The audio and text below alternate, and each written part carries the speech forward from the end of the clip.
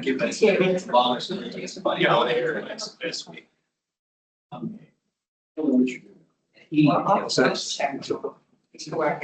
Father is born there. He's a billion. Oh, yes. I just had a quick, I just had a. No, I see, it's on the net, it's not left and right. We're good. And this. Well, I'll take the time. Yes, ma'am. Yes. Yes.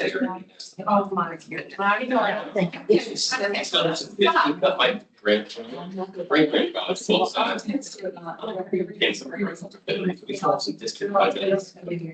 Same time that my son got just they come to see it. They were all young. They got like a couple of times, but that generation.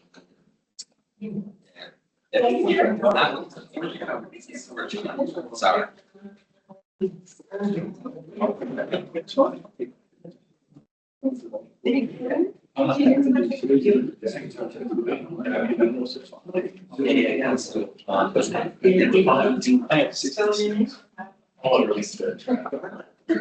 We're going to get started, folks. Take seats.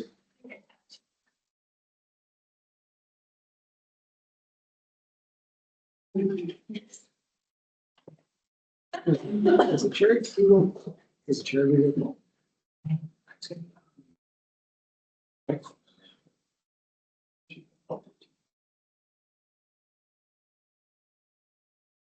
A second, Chris, you get back and do roll call. Good, how are you? Better last time. Yeah, we get it for now, but then we get started.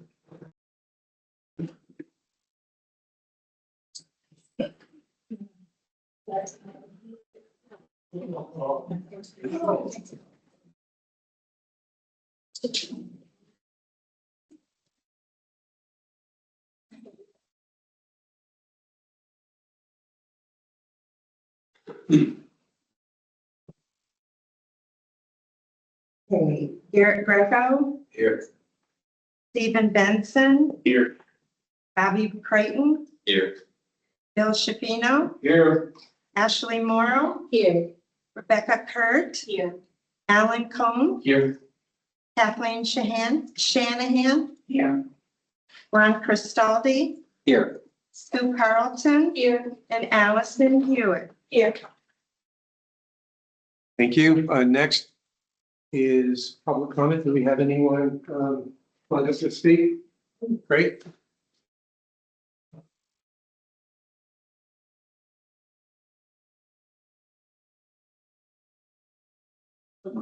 Put the middle. I think I made enough copies.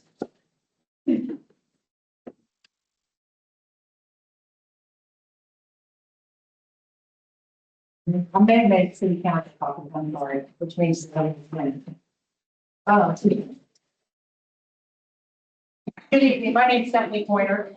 I have given you all a copy of the excerpt from the documents because evidently at least one member of this group forgot to read them. And although I found out in the last hour or so that you guys had received a letter from the mayor reaching out, but bottom line is, people ask me all the time why people don't trust other people in the city of Tampa, and today is one of those. Because of the obstructionist nonsense that took place in last meeting, and an attempt for it to happen all day today, wasting everyone's time going off agenda without a justifiable cause is ridiculous. It's like coming into a classroom and bullying the teacher on the first day of school. No one gets any work done, and that's not okay. Mr. Tinkler and Mr. Henderson are here by ordinance. They represent you, not the city attorney, not city council's attorney. These two gentlemen represent you as a body. And you should not be going outside of this body to do that. There's very specific reasons in the ordinance. Either you didn't read them or you didn't care. I don't know which. But I think that you need to understand that they are perfectly capable of taking care of this body. I watch every single city council meeting. I have never seen the mayor come before and offer any feedback on this committee. She's had months and months and months. There are two separate ordinances. Lots of attorneys in here who know how to read ordinances. She chose not to participate in this process until today. Not last week, not last month, today. To throw and lob bombs and create disharmony and disgust. You are here as a body to look at the charter, not discuss what has been laid out for you already. They were very, very conscientious about their wanted. There were multiple meetings about this. And city council had to, by statute, advertise those meetings. And the mayor didn't care about it until today. Stop playing games, follow the guidelines that are left out for you, and go into the charter. City council thought this out very, very well. They did a very good job of moving forward on this. If the mayor has feedback on it, it's a little bit too little too late. It's like trying to be the parent of a 15-year-old when you haven't been anywhere around for the first 14 years. It's a little too little too late. Thank you. Thank you. And I do think these gentlemen are absolutely competent to do the job that they've been hired to do. I don't want to discount them in any way. Thank you. Does anyone else have any public comments to share? Going once, going twice. Okay, thank you.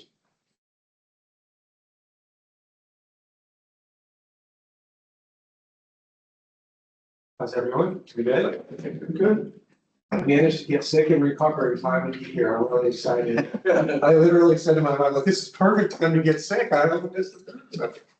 Not that I can, so. Don't talking about your work. Not the first time. It's done.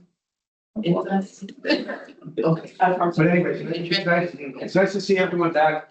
A new layout, easier for the public certainly to see what we're up to. I actually like it. More room for these guys who aren't struggling in corners. So this works great. Here's our agenda. It's a little bit different than was posted, same content, different order. So we have provided, I know I sent these to probably just shy of a week ago. Minutes, we're going to ask for Ashley to take a motion to accept those, or we put comments that we need to make changes for them. I want to talk about some more ground rules now that I know you guys a little bit better. We're going to jump right into the city charter review. The sort of real and biggest reason we're together is to do that and really focus on Articles 1 through 3 with the provision to go further if we have time. That's going to be part of the learning curve for me to understand just how productive we are, how much we have to talk about. There's no right or wrong, so we just have to play it by ear and be ready to go a little longer on certain things if we in fact go faster on the ones before. And the procedural matters are the items that were discussed last time and that you've seen back and forth regarding. That we will give ample time to discuss before we adjourn. I didn't want that to distract us from our main mission. This way we managed to give that the attention it deserves, but not have it derail our efforts. And then I've come up with actually a schedule that I think, again, not having worked with you guys, is a realistic schedule that will have us completing the work quite a bit sooner than we think we will, but I don't know how it's going to go. We could really dig in on a given topic, but I wanted to show that to you. And I also, when we talk about procedural matters, have another potential idea that probably won't fly, but is an alternative to getting across the finish line. And then just what to prepare for with our next meeting, which would be a reflection of how far we got with this one. So that's really what we're up to today. This is going to be, it's going to be a good session. I think I'm really looking forward to jumping in and doing it. Any questions on this before I ask Ashley to handle the minutes motion? Yeah. I had a chance to review the minutes. I don't have them printed in front of me, but there was the line regarding Mr. Tinkler's role. I think the wording was, I wish I had it printed in front of me, but it was a little vague. It seemed like he was the wording could be interpreted like our personal attorney. So I was wondering if we could clarify that he is the advisory legal opinion for the mission. I don't know if someone has the minutes in front of them right now, or we can pull it up. I mean, I could log it. I don't really want to. I wouldn't want to take a look at them again. You want to take a look at them here or offline? Because that could take a little while. Yeah, no, offline is fine. I'm offline fine. Can we take it? Yeah, let's defer to the next meeting. Yeah. Okay. let's defer to the next meeting. We will be, part of what we're doing, it's, I wouldn't call it growing pains, but everything's just a little slower than the next time. So this time you'll get the minutes sooner. The recording of the meeting, you'll be on SharePoint sooner. Or getting fine tuned, and it'll be faster. So we can defer to next time. So actually, there's no motion to motion. We'll jump in. All right, round rules. Okay, easy to say, sometimes hard to do when we want to contribute, but please, one person speaking at a time. That's a chance for the rest of us to actively listen. I think that's going to be important when we work through these things. I'm going to ask for responses and input. Please don't wave your hands while someone's speaking, just because, at least for me, it's really distracting. And I'm trying to listen and read the room, and I've got hands waving. What I will do, though, is give you a chance to wave, to say I'd like to comment. And just work with me on really all I'm asking. Asking thoughtful questions is a great way to seek understanding and advance the discussion. I think the best way for us to really coalesce around the things that we eventually vote to add as amendments is to understand what everyone's saying. I've said this before, but I probably will continue to do it, and we're going to see this in practice today. If you're suggesting changes to the charter, specify the issue that change will address or the issue that will prevent in the future. I want to avoid concepts or suggestions, that are in a vacuum that we don't really understand the meaning behind. What are we trying to achieve? How does that contribute to effective government? How does that achieve to help us make the charter a better governing document for the future? So we're going to really want to understand that. I've seen a lot of, in my professional world, people just seem to be drawn more to, oh wow, that's a great Ferrari, and I want that cup holder to be 3 inches tall, but no one asks the question what you're using it for. Well, I'm going to Publix with 4 kids, right? So now we're talking about the Ferrari for 20 minutes, and it's not even the car we need. I'd probably try it out if someone said I had a choice, but the point is, if we spend more time understanding the issues, the solutions, I think, will reveal themselves more readily and in more agreeable ways to the group. And then finally, I've said this before too, I know you know this, but it's worth saying. I mean, in every environment is political to some extent. Our role is beyond the political. It's beyond the personalities. It's beyond the members of the council today. It's beyond who the mayor is today. We're really setting the stage for a future that may look very well different than what is happening or what is occurring or how things are being done today. Right? And that's I think the fun thing about your role is you're really setting precedent for any number of changes, but within a construct that allows us again for the city to be governed well and for the charter to govern that effectively. Right. So think of, you have a chance to really be strategic in this advisory role that you have. And I think that's worth something. I think it matters. So any questions on the ground rules? Everyone's going to fight? All right, great. So we're going to go through 1 through 3 today. The way I'll do it, I've actually taken, and I'll show you this. Yes, of course. And so say you want to get public input. I mean, there's a lot of people that interact with the city and the council and the mayor and, and they're governed by what's coming in the charter. And I'm sure they have some observations that would be helpful to hear if we're trying to address things that either aren't working or could work better. How do we seek public opinion? Right. And get that public opinion? Right. So we have two meetings that won't answer the mail. So right now, if there's public comment, that's just going to be a small number of opinions. We've got the online form, which I told you can access, and there's not much coming through there either. I believe, and Ken, you correct me if I'm wrong, that there's nothing stopping anyone from this group doing things to engage the public in these conversations, as long as they're not talking amongst them between themselves in that matter. Is that correct? That's correct.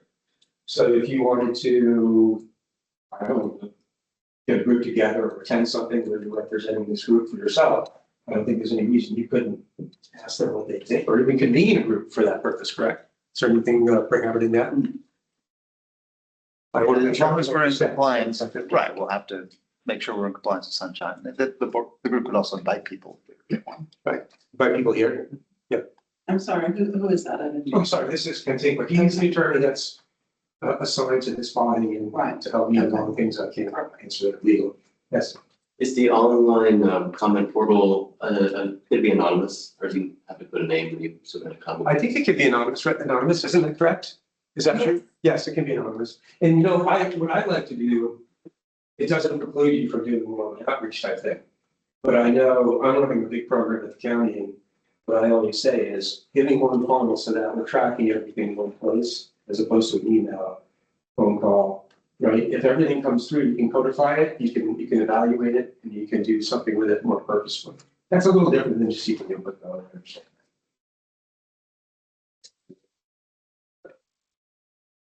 Not really. Your follow- I think it gives me some bumper cars to figure out. I mean, part of this is to your challenge. How do we make this better for the city of the future? And with all due respect, I don't think the best the best minds that possibly have some ideas are sitting in these 8 seats. We could definitely have some input. So I'm sort of find it interesting that there's no plan for public input. I'm happy to go reach out to certain groups and sort of see what they think and call some other mayors around the state and sort of see what, I'll do that, but I didn't know. Yeah, we don't have an event plan or anything like Not that. an event, just, I think these should be live televised. I think you need to build engagement. This is a very important opportunity. Tampa's at an inflection point of opportunity for growth. I think the city charter lays the foundation of how people engage and grow with the city of Tampa. So, my whole thing is like getting more voices or input, I think would be helpful. So, that there's no thought around this is surprising to me, but I think so it sounds like all of us can go do whatever we want to do and then submit them to a portal. There's not even a portal to collect data or what they were doing. There's a comment form that's live and I've heard to you about that. Okay. You can go see the comments go directly into our SharePoint site, so it worked. Don't come me to do this yet. We gotta get going. Yeah, we do. Yes, so I would say people can give their input via, the form that they can have online, or they can come to you, you can have a meeting with a small group. But I think we should move on from this topic. Anybody else have any other comments? I was just gonna note that we could decide as a group, maybe do one of our meetings across the course of the year, be a workshop where we ask questions and invite people to come and speak. Love it. We can table that for later. Like you said, we have a lot of work to do. And my role is to get there with you. So thank you for that. What we're going to look at over here, I can blow this up a little bit more. But, I'm trying to get a lot of content and then sorry if my back's to you. So what this represents, if you remember, Ken sent out a summary or provided a summary of the charter. It was very high level, but really good. It was my starting point. What I've now since done is I've gone through and mapped summaries of every section inside the charter through section 4, I think. I'll always stay ahead of you guys on that. The other thing I've done, as you're aware, the council submitted, I think it was 21 questions.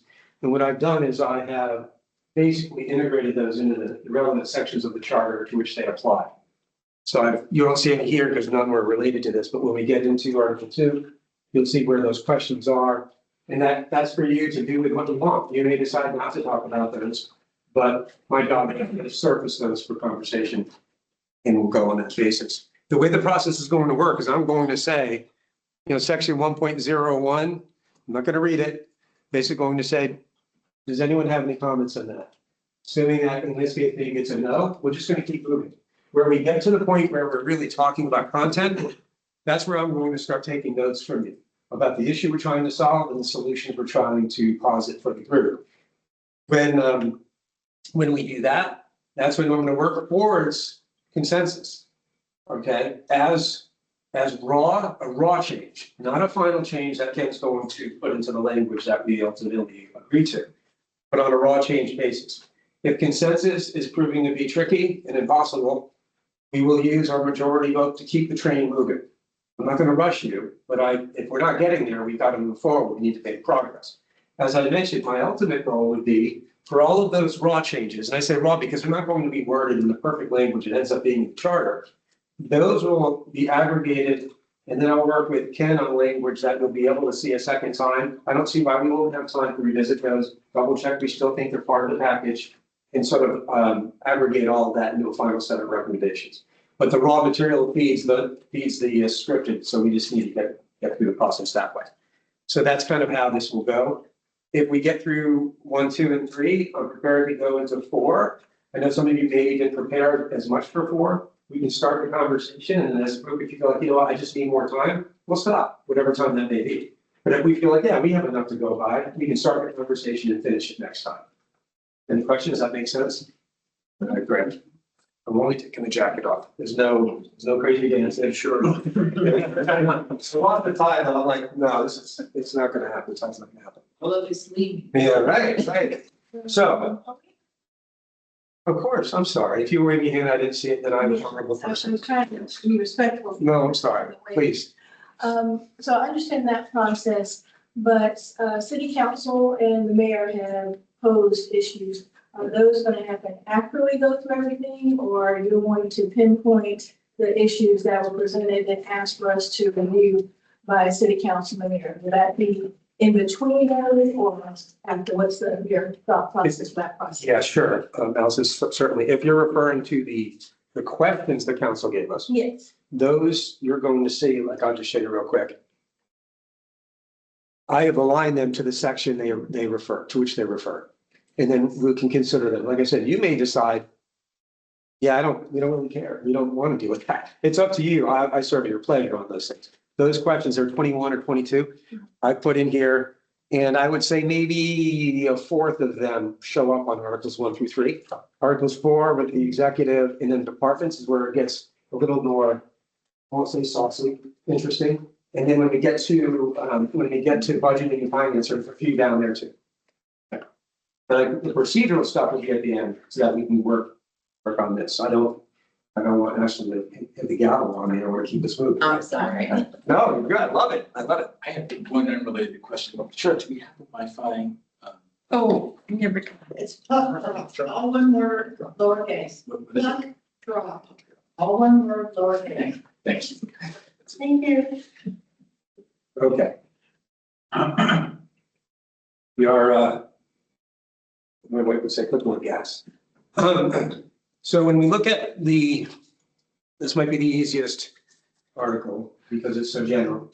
But when we look at the Article 1, we have a purpose statement of body corporate powers and I believe, and then separation of powers. Is that legible to everyone? I said we're doing the best with what we have.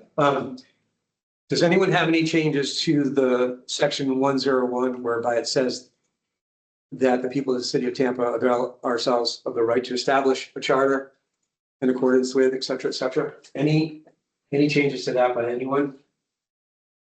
Great, there's our first win. The second one, the inhabitants of the city shall continue to be a body politic and corporate under the name of City of Tampa, perpetual succession. Any changes on that? Great. Powers. We have 3 sub-bullets in this section. Governmental, corporate, proprietary powers to conduct municipal government and perform functions. Again, I'm summarizing. Territorial powers and jurisdiction, powers of taxation, powers to impose and enforce liens, preserved and in effect, and B. And then the last comment is just a kind of a blanket statement. The powers of the city shall be liberally construed in favor of the city. Any issue with retaining that language?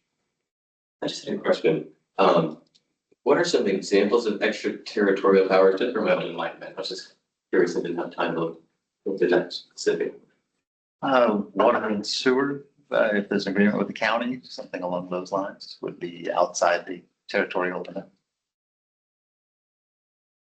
So if there's this sewer line that connects to the county line outside of the limit of the city. Because the city can serve outside of the city limits if there's an agreement with the county. That's one example. Any changes to that? I think we're okay with that one too. Okay, great. Separation of powers leads down to the next line. All legislative powers shall be vested in and exercised by the council, and all executive administrative powers in the mayor. Any power except purely legislative, authorized or governed by general law, shall be exercised by the city council upon the recommendation or with the approval of the mayor. So it's really looking at council manager. You know, move that blank thing over here, because when you stand there, you block the thing for this side of the table. Move this. Over here, and then move that up. So when you're talking to it, we're sort of not blocked by. I certainly can try. Let's see. This is heavy, so if you hear groans and noise, it's so weak.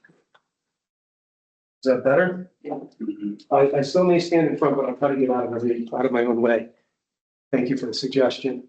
Does anyone have any changes that rise to level of discussion for 1.04?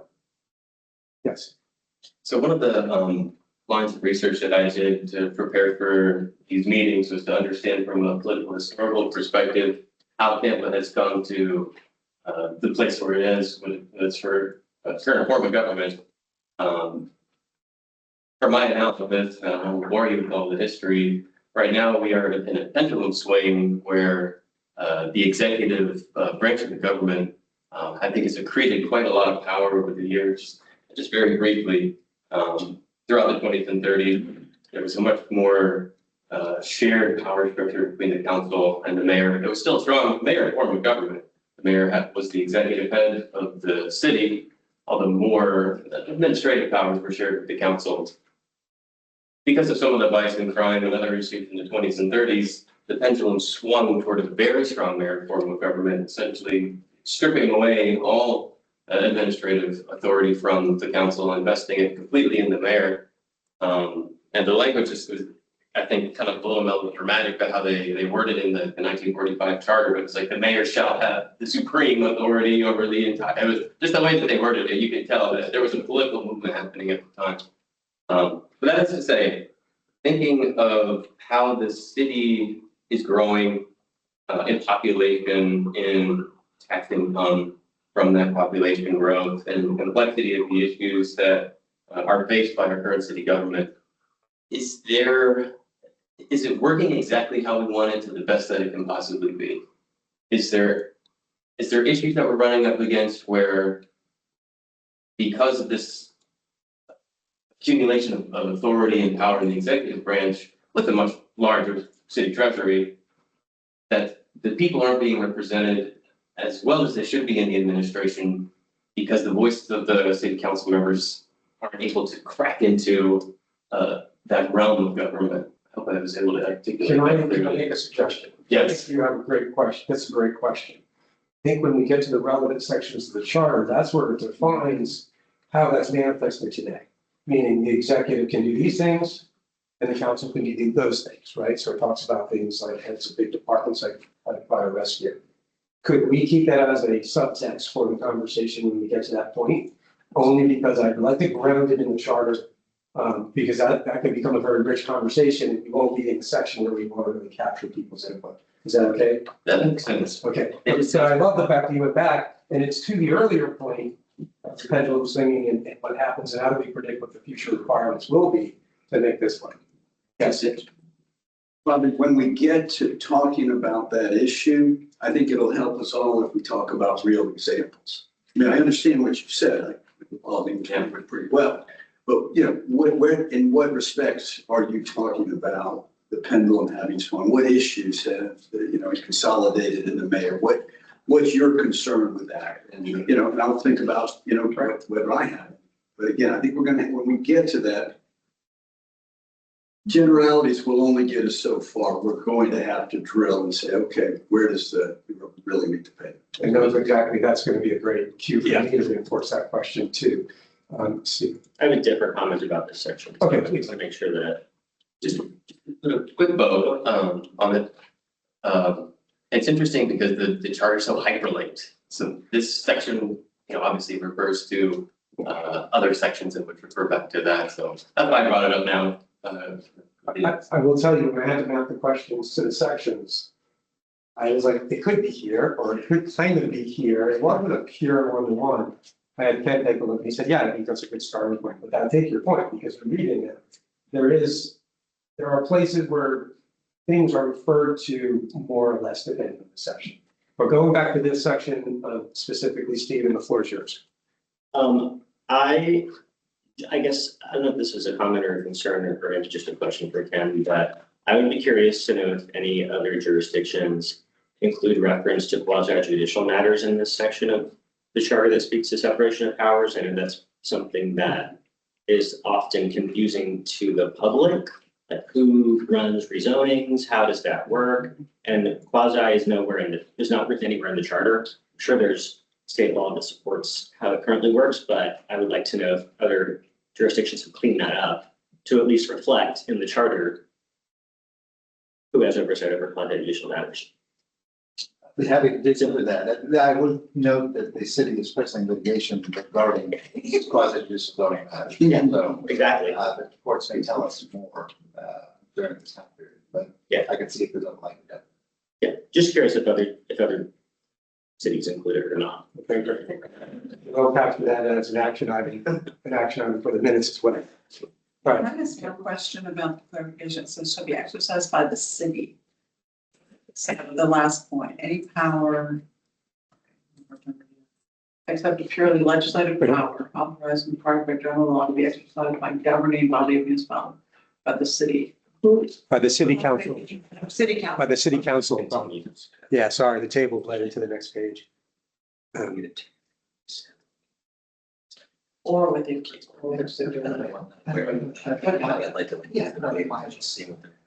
Okay, It's like, who is the city? what I'm hearing, I have some general questions to do, but agreement that this pretty innocuous introduction is okay as is, as far as we can tell right now. Great, thanks. I'm not under any illusion the rest will be quite that easy. Hi, I see you. See that? I'm improving. Good. To kind of piggyback on what Kathleen said, the question about the city. And so we just received the memorandum with their definition of who the city is. And would it help to clarify instead of just saying the city, continue on and just say city council and the mayor? It does say city council here. She didn't see it wrapped around. I know, but there's other places where the city is referenced. Yep.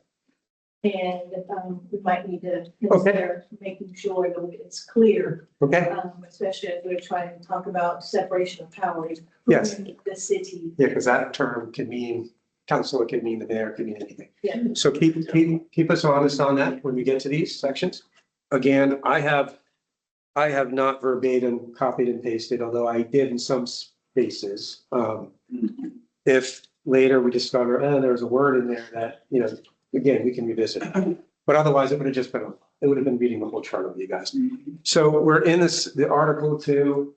We can, small celebrations internally, I'll get through all of Article 1 in about 7 minutes. Now we're in Article 2, and we now start with Section 201. Here, we're defining a 7-member council with the citywide and elected at-large districts, the single-member districts, the redistricting conducted by the planning commission in the year preceding each city election, with all being equal population. I will have you say the first question to be mapped from the questions council presented was that in response to the city's growth, I think they mean that generally, people, should the possibility of expanding city council be explored? Before you comment on that, because again, you don't need to or not, it's up to you. I want to just talk about this and then we can make sure we cover this. Any issues with the structure around single and citywide districts and the size of the council here, just as this is considered? Bill. When you ask, are you talking about whether it's 7, whether it's 9? Are you talking about just having citywide and having specific districts? I think we're asking both. Okay, well, I think it's on the table would be this group deciding we needed to be a bigger council and or this group deciding. this is where I think it was Ron mentioned, having thought leaders come in on different subjects, right? So when I sit and look at the 7, this population has exploded. There are a lot of people in this marketplace. But instinctively, when I first read this, I went 7 or should it be 9, right? And that's something I think we should explore. I'd love to know, I haven't sat down and maybe whatever you haven't talked to your point. Whoever appointed and said, what does city council think? That's a lot of territory to cover. And I think someone had mentioned, right, are we listening to the people? Are we representing them properly? All of that. Well, I mean, it was you, Kathleen. And then maybe at the end of the day, if there were 9, cover a little more territory, and cover a little more of the voices out there. So I think this is the first one, and that we should. When we talk about possibly going from 7 to 9.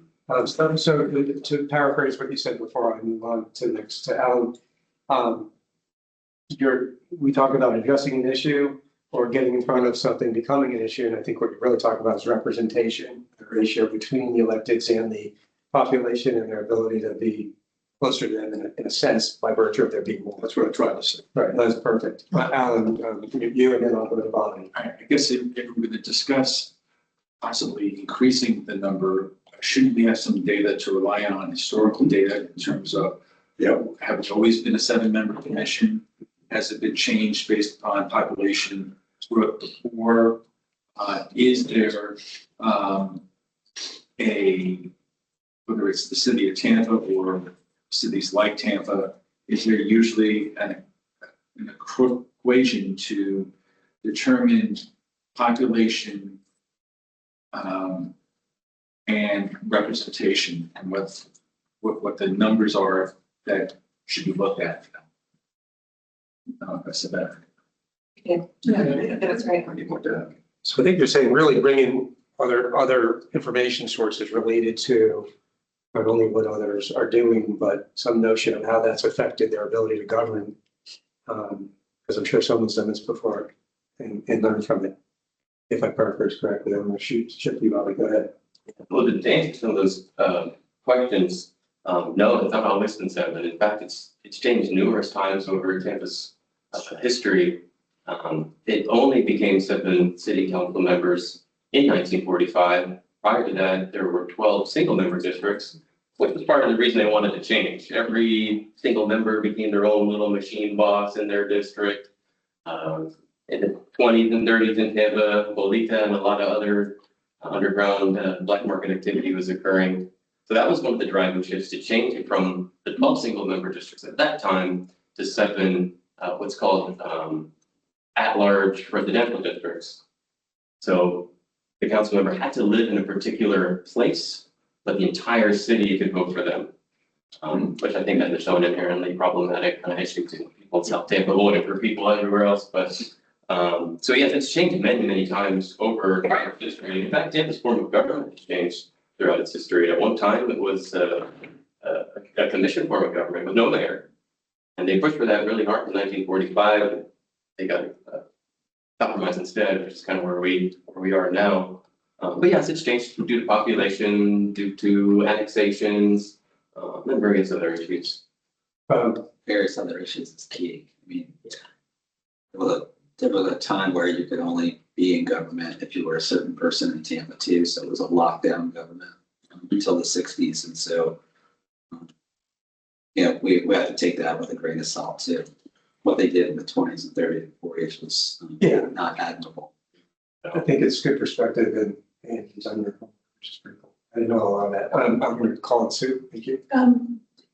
Just having served on the commission charter review, the county commission charter review board, I think there's 2 separate things that we're talking about here. One is expanding, and if that's where people want to go in terms of single member districts versus citywides, and how you break that down, that's a big question all by itself. Yeah, that's why I said there are 2, right? It's the size and the composition representation at these size. Can I ask a more pointed question going to our problems to ourselves to really articulate? I realize we're looking for more data. Right now, is there a problem that can be pointed to as being caused by that number of council members in this format? Can anyone point to a single issue that can be reasonably attributed to that model? I think one of the issues I see when you have a population growing like Tampa's, each single member district has a representation of about 1,000 people, 100,000, 115,000. I think we're good on That'd be pretty nice. We can divide by each district. But when you get to a population that large, it becomes much more challenging to stay accountable to the specific geographic area, just because there's simply so many different competing coalitions that start to, collect within your district. I mean, just for example, District 5, like that is huge, and it has so many competing coalitions and different types of constituencies inside of it. How can a single member representative adequately meet the needs of all those different constituencies? I'm not saying I'm opposed to it. It certainly is valid to consider city council members are feeling so overwhelmed, they're not able to represent their people, but you're also diluting people's votes when you expand the number of votes. And that's something that is to be considered. I'm not sure I understood you. So is it okay to just jump? I'm done. All right, I'm done. I'll turn around in a second. I've just got it. Here's a specific, I believe, example of when this comes into play. There are several city council districts, including District 7 in New Tampa, and I believe South Tampa, where residents are paying more into the city in terms of taxes than they're receiving back in terms of city services. So there's a growing issue with that. And that's obviously just based on the population explosion in these parts of the city. So, the question becomes is if that area was represented maybe by more than one member of the city council, would they have more political power to get services in that area of the city? Let me ask a question to do a point of order that Ken just mentioned, I'll do separately. What I'm hearing everyone say is there may be something to this, but I'm also not hearing anyone really affirmatively saying we want to change it. Is that a fair comment or not? I don't want to put. It's fair and then maybe not right this minute. I think I've heard most say, I've heard no one oppose. Let's explore this. We need more data. Instinctively, it appears to me to be something we may want to consider going to. I heard you, Rebecca. I agree with that analysis, but when's the last time it was changed, Bobby? When did it go to 7? 45. So someone, I'd love to know, were we 150,000 in the city? Are we now 450? I mean, have we tripled in size? These are data points that, I certainly didn't study before I came here today. But yeah.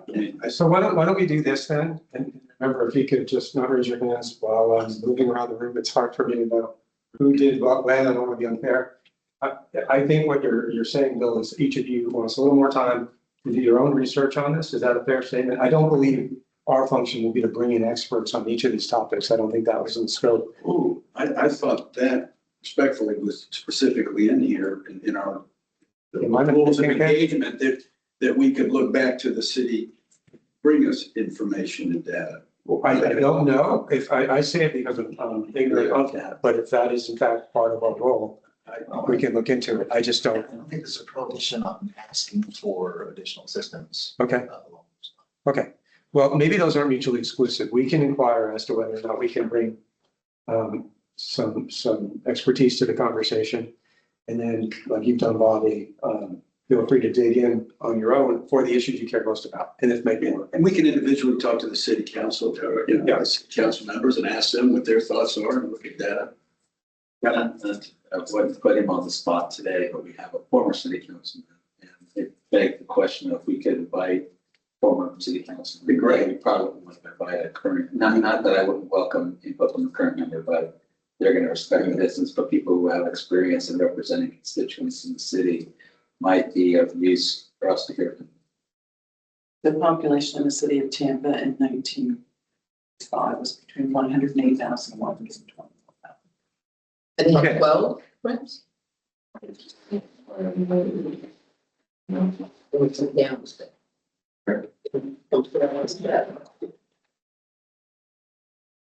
got to look at the city limit too. Right. Okay.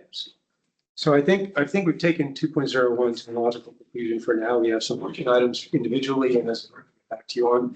As a point of order, Ken mentioned, and I'm sorry, these are the rules, I didn't make them, that alternates, I believe, can't deliberate as part of the conversation? Oh, I can answer a question. Sure, of course. So when we look at that, when we look at the ability to do redistricting. So there is a number of a population growth that triggers redistricting. So that's what we're going through now, because we are at 8.23 or something like that increase.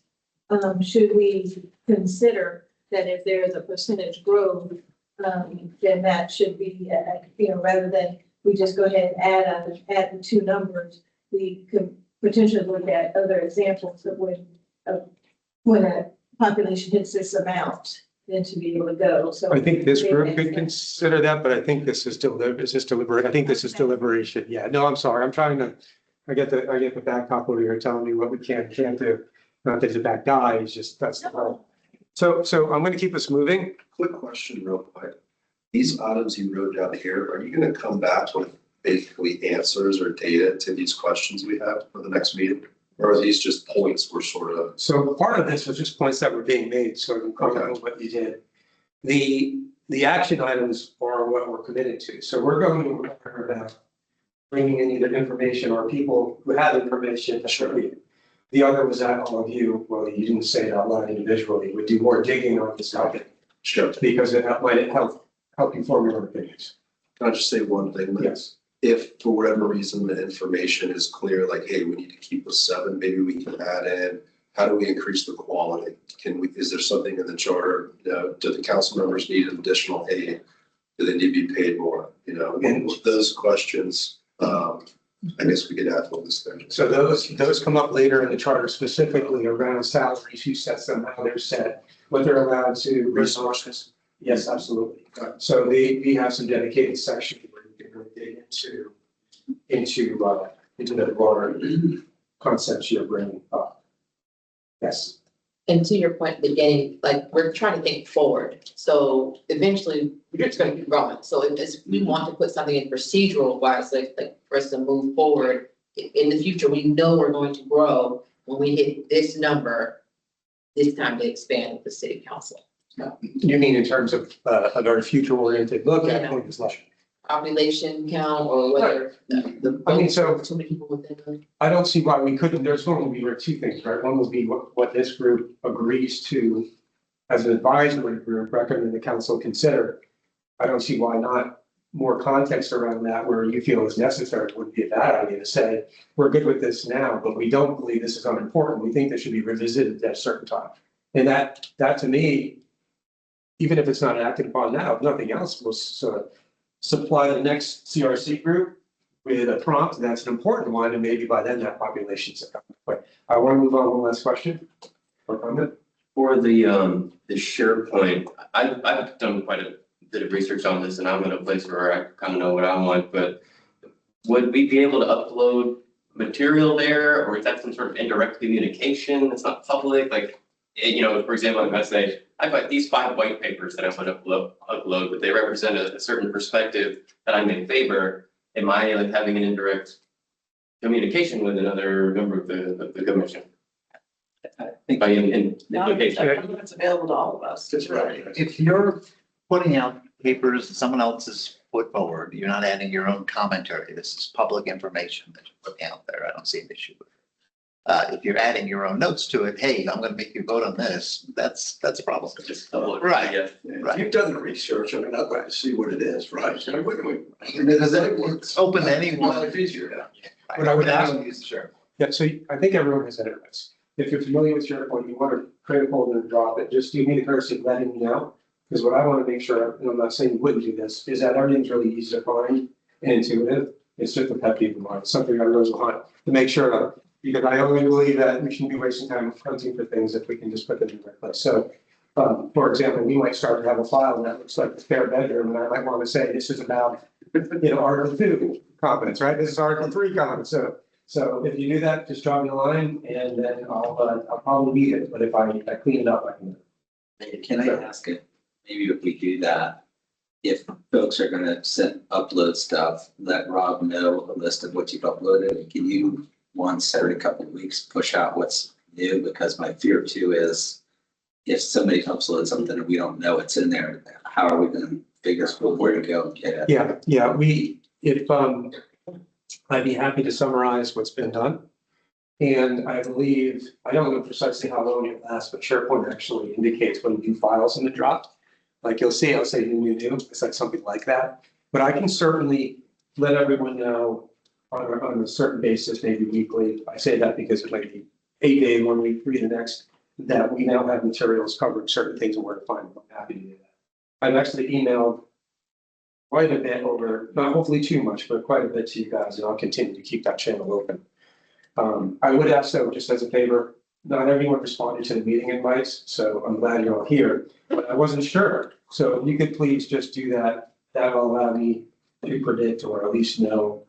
The other alternative is say I'm not going to be at the next meeting. You can do that with me too, whatever works for you guys.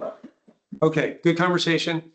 Moving on. So we're now on 2.2.02.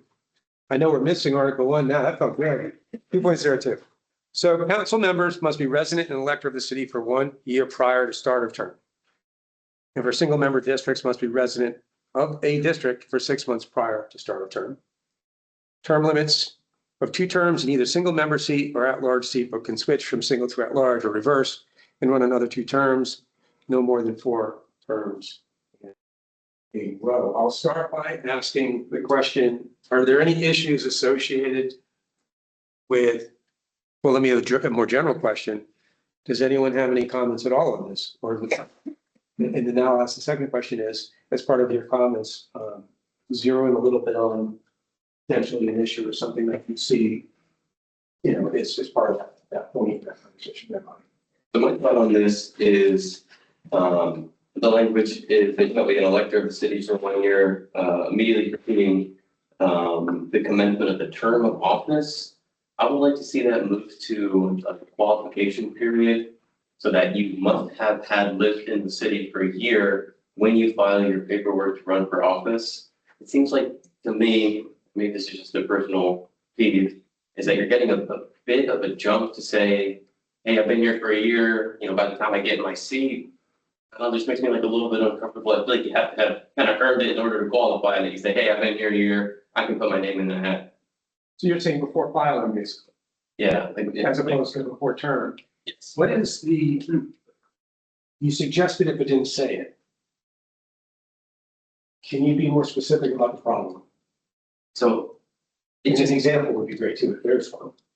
it's more of a philosophical kind of problem that maybe just doesn't fit right with me. Yeah, right.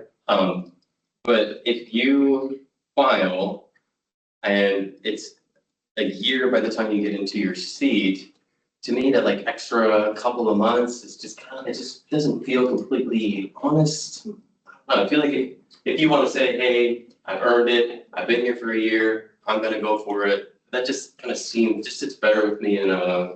So in a sense, what you're saying is by extending that time period, it cuts down like on the expedient decision to run, it is more evidence of commitment to the community. That's what I'm trying to get. Kind of what you're getting.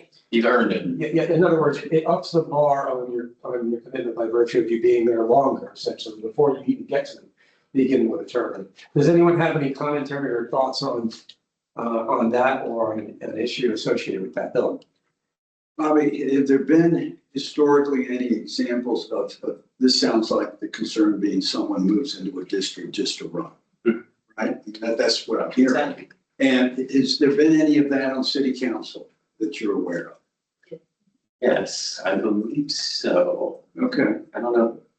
Should I give like people's names? I'm really not that, I am interested, but more interested in that it has happened. So people, I just hadn't noted that in the 60 years I've been here, but doesn't mean it doesn't happen. So that's what I was getting at. I know in statewide politics, that does happen. That happens. You read about that quite a bit, so-and-so moving and things like that, but okay. I'm gonna let Stephen jump in and then I have a question. Yeah, it's a clarification, I guess. Are you referring to the elector of the city status? Or are you referring to the resident of the district status, or both?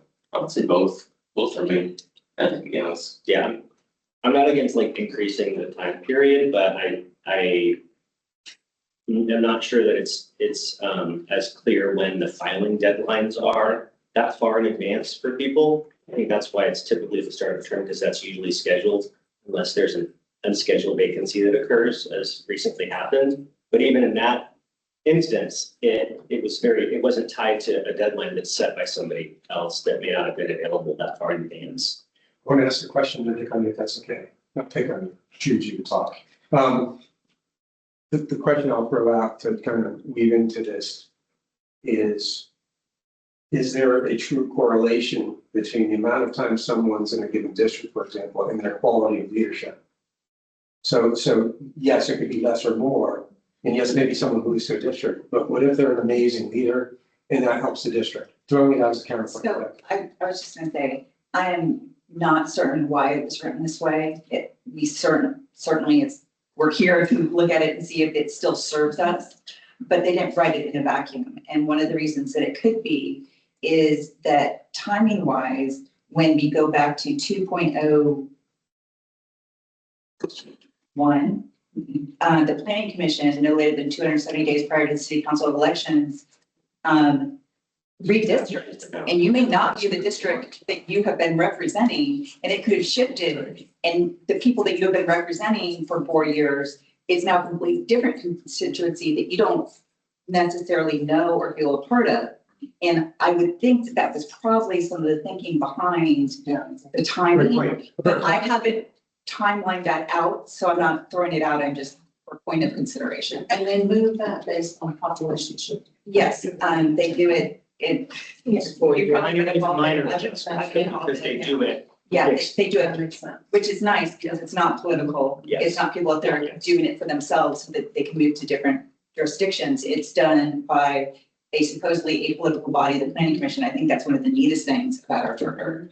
But it also does, it can get super, super close to when people are filing. Having been, you don't do pre-clearance anymore, but one year I did do pre-clearance and I don't think I slept for a while because it was getting so close to pre-clearance, getting the date. The planning commission does it and then you gotta get through pre-clearance and it's tighter than I feel comfortable with. So I asked before, does the amount of time before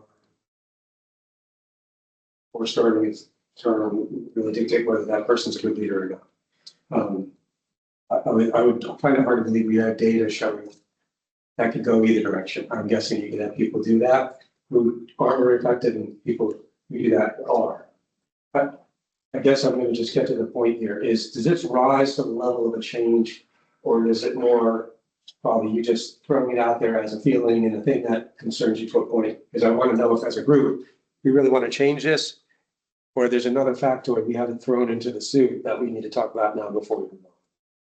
But you mentioned leadership earlier, and when I think of representative leadership, part of the DNA of being a good representative leader is knowing the area that you're going to represent. And the longer you live there, the better you can do that, I think. And then, of course, you get the other issues where people might move somewhere to meet the deadline. I hear what you're saying about the filing issues. Maybe that's like a logistical problem that I didn't see when considering this. I don't really know how that works, and we've been through that process or know precisely when the filing deadlines are supposed to occur. So I'm open to learning more about that to kind of form my opinion. I do think what Rebecca raises is a really good point, though, so if the planning commission is moving the boundaries, then you would have to be, setting this timeline is probably connected to that. And without going back, and it seems like there's logic to that you would then have to be in that district, because if you get moved out of the district, you would still have a year at the time, because they would be a year ahead of the election. A quick show of hands on how important this is to the group. Not to discount what you're saying, just to move us forward, because I'm sure there'll be a lot of occasions where individuals will have great points to make, but maybe it's not a shared priority. Go ahead, Ashley. Well, I'm just saying this 270 is 9 months, so that's your 3-month window. But it says no later than 270, so if they're waiting till the last minute too, that may not help. Okay. I will make it. As a group, are we okay in principle keeping this for now? Is that okay? But appreciate the comments and we capture that. I think it's important. 2.03 is, I'm gonna just raise this a little bit higher on the screen. Oh, I'm sorry. Okay, so city council elects chair and a chair pro tem. Council members may adopt bylaws, regs, and rules of procedure for their own guidance in government as they deem expedient to compel the attendance of the members and to enforce the same by fine or penalty if they so elect. 2.03, anyone have any changes or questions that are related to potential changes for this one? I have a question, and I think that it commonly happens, and maybe this is why it stayed this way, and no one cares, and I'm fine, I'm not going to sleep about it, but how do they compel them? Who enforces the compelling? What is the penalty? What penalties are they allowed to enact? It doesn't keep me up at night, so if everyone wants to, if there's a problem, this doesn't work. So can you say that question again? She's saying, I think, In the last sentence where it says the council may adopt things for their own guidance as they deem expedient to compel the attendance of members and to enforce the same by fine and penalty if they so elect. It's never come up. I don't want to waste everyone's time on it, but if it does come up, like, who decides, who enforces, what is the penalty? Are there limitations on the fine? Are there limitations on the penalties? If they are sending them to jail, who is going to enforce that? How do they even have the authority to send someone to jail? They don't have authority over the police department or authority over the sheriff's office. This doesn't bother me, but I'm a local government nerd and I don't want to waste everyone's time on it. Implementing like a sergeant at arms. I'm putting it out there that this says something, and if we ever have a problem, they're not gonna be able to do anything about it, but if we don't really care whether or not they can compel attendance, then maybe it's not the most important thing we need to talk about. I'm not trying to spend time on my pet issues, I just want to, before say, Bill, Ken, any comments about this that you want to throw in? I mean, the only thing that comes to mind is they have to act by ordinance or resolution to set forth how they would do this to implement. And then be subject to limits of state laws to what they're able to do. Does anyone know if that exists today, defining the details that Rebecca's asking about? I wouldn't know if that's ever been codified in a way like that. Bill? Yeah, it's not a pet issue for you. I think it's a real issue. In other words, the way it's drafted, it's ambiguous as could be. It really is. Now, there may be some overarching guidelines buried somewhere in here, but I think it's one of those you should flag. And as we get through this, we shouldn't ignore it because you have to enforce the same by fine penalty. Well, you're right, there is. What's the intent that they're getting that way? Make sure they come to their meetings. They, Kind of like what we do with you guys, saying. you're gonna throw us off if you don't come. So, okay, we got it, so we're here. So I thought it was a good catch. The only time I've seen this debated is when a particular city council, county commission had people not showing up in order to send business. So I don't know if that's the historic. and it's possible that there are other alternatives already in state law and that this is not superfluous. Again, we don't need more information on it. It's just one of those things that there are certain things in the charter, because I've lived the charter for so many years that I'm always like, well, that's great. That's never a problem. But so I'll mention that if they're not of interest. We can take roll call. You might also be falling into situations where members of the city council are absent because of illness or something unexplained like that, and you would want to have them go up against an arbitrary rule that will be fined or whatever after a certain amount of time, if it's, an act of God or an illness. Yeah, I think to what you said, Ken, the body governs how they want that to work. And I think it would be by resolution probably, right? Would that be? But It's purely to themselves, it could be a resolution. Or I think it's saying that it's at least a little vague to a point, Rebecca. And isn't that part of our job? Is if we see something that's not clear and vague, we don't understand what the heck it means and its implications. I don't think we should be ignoring it. I think we should address it at some point. I agree. I think you could. The amendment doesn't mean it's so substantive that we're changing things like 7 to 9 members. It could be clarify this language. I don't think there's any reason for that. Show of hands, who wants to clarify this language real quick? Okay, let's star this. The other note that I wanted to just mention, the word expedient has a very specific connotation and it doesn't necessarily mean ethical, right? It means what's in your best interest. And it's an odd, to me, it's an odd word there. It's very clinical language. I would suggest you think about that. Maybe change it to necessary? Yeah, when people talk about things being politically expedient, it's got a negative connotation. And it's weird, right? Because I don't know why this is there, but penalizing other members for not showing up and being expedient. Or it could be expedient and necessary, which allows for both sides, right? We will bundle that into the overall wording change for that, and then we'll take that offline and work on something to see if it meets the grade for you guys. Great. Are we otherwise ready to move on to 2.04? Okay. I'm just checking the time. When we get to about the halfway point, I'll ask if you guys want a break, so don't think I'm forgetting you. Make it through the salt tonight. I know we're going fast. I know there's so much meat in all these. You know, once someone says that, it comes not out, it goes the other way. So, and in fact, we can start to see a lot of questions down, well, oh, look, I could just been doing that. Okay, this one's a little bit heavier. I'll summarize and then I'll read the questions over here. So we're talking about now staff as related, it might be related to what you mentioned. Council authorized to employ a budget analyst and defined by ordinance qualifications, pay and responsibilities.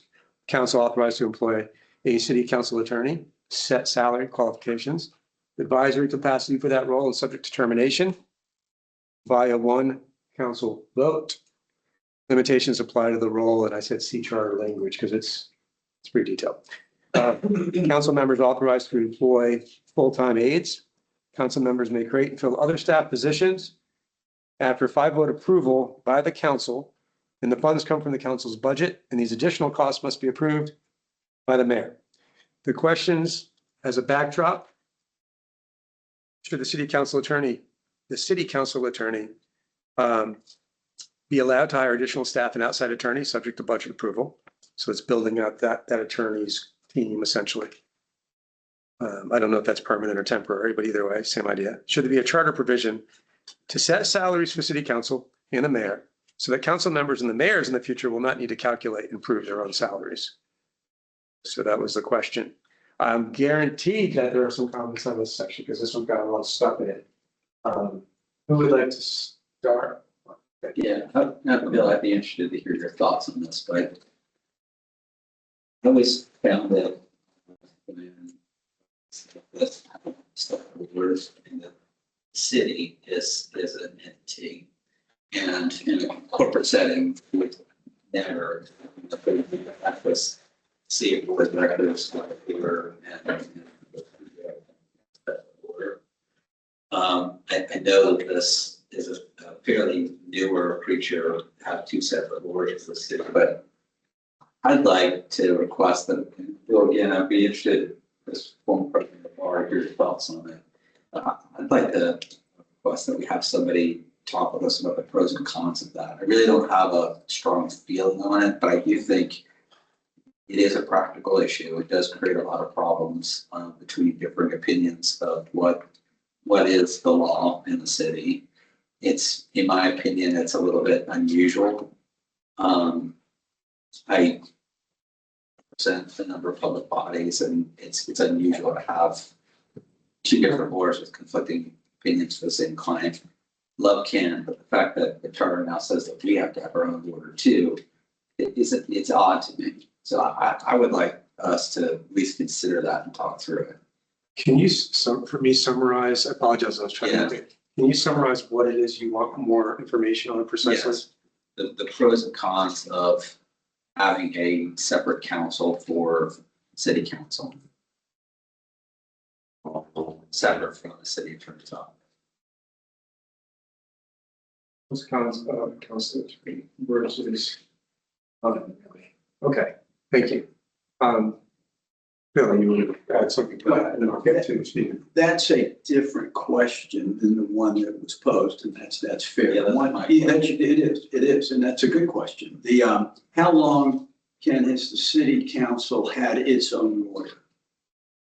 More than 14 years. More than 14 years, so it's been around for a while. The 1970s. Okay, so it's been a long time. It was, no, that's not Yeah. technically correct. It was their own attorney. It was a member of the city attorney's office that sat with them. But they had their own city attorney, like in the form of Mr. Shelby, outside of the city attorney's office. More than 14 years. I worked there 14 years. He was there before I was there, shortly before I was there, and my daughter's 6. So I'm gonna amend my answer to over 20. It's been, Everything seems recent, Ron. But. I know there was a transition. Attorney's the only one who sat like. That is correct, and Yeah. your points are salient, and I wasn't questioning your points, I was. I understand. Just answer that, yeah, I have a question.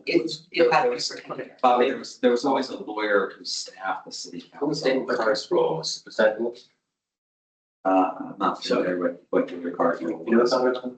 Yeah, yes, David Carr sat with them, and I think I'm gonna say what I think, and then I'm gonna say, I don't know, and so don't quote me on this, but I thought he was hired through the city attorney's office as like an outside person, and then Ms. Grimes sat with them for quite a number of years inside the office, because there was some stuff with that happened. And then eventually it was a change to get their own individual attorney. And it may be that the charter said that they can have their own attorney, and the attorney was staffed through the city attorney's office. I knew all this in great detail at one point, and so I'm sorry that I'm a little fuzzy. So that may be that this language was in here. It was amended probably about 16 or 17 years ago to provide expanded powers for the city council attorney. So I'd be happy to go back, because this is the stuff I like to do, and track those changes to the charter over time. Because it may be that they had one and it was staffed through the city attorney's office. It was funded in the city attorney's office and then assigned to council. Like hired by the city attorney. Okay. You, That GPT says 2004. He totally fabricated. That's about 20 years, was I right? Was I right? so can I just do it? It's just a pause. So Ron, you mentioned a broader issue. A broader issue around the pros and cons of having a separate one vis-a-vis the city attorney. And that might relate to my question, which is, is there, again, coming back to it, the fact there is a council attorney, are there problems associated with that function existing? Absolutely. Can someone tell me what this problem might be? So I can. Creates a divisive environment and it causes conflicting legal opinions as to what is the city. So conflicting legal opinions, okay. Well, and when we're coming back with more information, and this is not to skirt with the question that you asked, but so everybody can kind of be on the same page. I don't think everybody deals with corporations all the time, and I don't think everyone deals with municipal corporations. And we kind of jump right into the charter, which I think is fabulous, and I think it's actually working much better than I even thought it would, because we're identifying issues and then saying, hey, we may need more information. I was kind of like, I think we need the information up front, but maybe we don't even know what that information is until we start talking. So I think that's great. But I think just having an understanding, maybe from Mr. Tinkler, like, what is the entity? The entity is the city. Who does the city attorney represent? Because that, I know that's jumping ahead, but that is also onto this one. The city attorney doesn't represent, they are not the attorney for the mayor. They are not the attorney for city council. They are attorney for the city as the entity. And for each individual person or entity, as they're acting within their agency for the entity. And corporate lawyers, jump all over me if you think I've misstated that. But so you have to understand, so you then have a city attorney that they're not toting someone's water, they're representing the entity. And that's why you have the language of the charter that speaks to the city attorney being the final voice for the city. And that's for having a council attorney or not. That's certainly a valid point of discussion. But if you're asking for what the problems are, then you get conflicting information. Only one person speaks for the city. But what do you do with that other information? And whatever kind of overlapping roles and spans of authority because of the vagueness around where one ends and one begins. except it's not really big. Did you want to say something specifically to that question? Not, I mean, it doesn't have to at this moment, but I think it's as, before we get to any decision points on that, I think that is such a salient point that everyone seems to skip over. That at the end of the day, the corporate entity has to have somebody who speaks legally for them. Otherwise, you've got no government. You've got entities that are floundering around. It's no different in the private sector. Who is your entity? You can have subsidiaries, you can have other entities below you, but you have to have somebody. It's the same in the private sector. Someone speaks for the entity. If the client is the city, then that's. And that is like missed a lot, so like it's just something to like dial down into because it informs so many of the other questions that were put to us, like what do you do when you have conflicts? Should you follow the Florida bar rules? Well, you're a lawyer, you have to follow the Florida bar rules, but also, you know, who is your client? And Can I ask a question or to put maybe a finer point on it or help us think through this? So we may be talking about, we're talking about one thing, we need to talk about two. So one thing we're definitely talking about is an overarching issue related to these various legal roles and who does what, who has spans of authority, where is there overlap, what's the tiebreaker, all of these matters. The second thing that I don't know that we answered that might be related to the first, do we have a fundamental problem with there being a council attorney, or is the problem more related to the way these roles have been defined in ring fence around spans of authority? The question I've raised is the fundamental question of whether there should be two separate orders or not. Right, And and to be clear, if there is, then we have to be clear about the roles. But the question I've raised is given the downsides of having two separate competing counsel within one corporate body, which is the city of Tampa, whether that's good or bad for the city. let me ask a different question just to spur the conversation another way. What's good about there being an attorney for the council? they definitely, I'm sorry, did you want me to answer? I was just gonna say, there definitely needs to be someone sitting up there with city council. Yeah. And I think what evolved over time was a feeling of needing to have an attorney that they felt was answering to them. And I'm not suggesting that there wouldn't be council present at city council meetings. Question is whether that person part of the city attorney's office or So it's a separate. question of who they report to, not what they do. Is that what we're saying? Is that a fair summary over information? I mean, that's what we're talking about. You know, I was curious about that too, Ron. I wasn't sure if it was someone sitting at Marty's seat or there would be a lawyer. They would just be within the office of the city attorney. That's what you're saying. Where do they sit on an org chart? Like, do they report to the city attorney and they budget out of the city attorney, or do they go to the city council and it's a budget line item for the city council? The current Looks like it's second council. is the ability of council outside the city attorney's office to hire its own lawyer who doesn't need to coordinate or doesn't work under the city attorney's office. It's separate council. This, if you look at the questions that came from city council, right? The 80% all deal with this issue. City attorney does. I mean, that is the lion's share of what they've asked us to opine on. We're gonna look at everything else. This group's very, I think, gonna be very attentive to the whole charter. This is gonna be an issue that it's going to take, I suggest, more than one meeting to address. I mean, it started with what Rebecca pointed out. I mean, if you're talking about attorneys, the first question you ask is, who's the client? And it all starts to filter down from there. You have to go through that analysis, right? I mean, it does have some catch-all, so to speak. It does say what? The city attorney is the final legal voice of the city. But this is going to be, I think, a big one for us to swallow, because if you look at the questions up here, this is just the starting point. And you've got a whole section about what happens if there's a disagreement between city council's lawyer, and you've got the question of what's the city attorney? What is there in conflict? Should we have I think one of the questions I saw was, should we have an arbitration panel? Right. That would decide that? Well, can you imagine? I mean, I don't know. These are all things, when I say, can you imagine, these are all issues we're gonna have to take our time and I think address. Right, and that's why I wanted to get to, as much as we could, kind of the core of the issue. That's why I asked, is it a role that shouldn't exist or should exist? It sounds like we think generally speaking there is. And it became a question of who they work for, who they're accountable to, who they represent, and that's where I think we start getting muddier around what the opinions of this room might represent. I don't think, again, I do have the question as to whether it should exist or not exist. What I was asking is maybe we could have either, they'll maybe just somebody at the bar who's an expert on municipal law, works for the bar.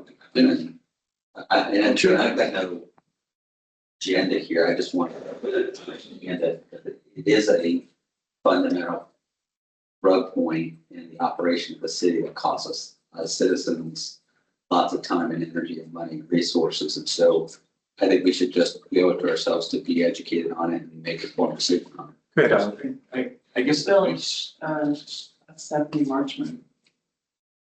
There's a lot of municipalities. I guess one question would be is what was the thinking when the current city council attorney was formed?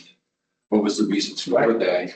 And could it be, and maybe from political climate plays into this, that the city council wants an attorney that is independent from the executive branch?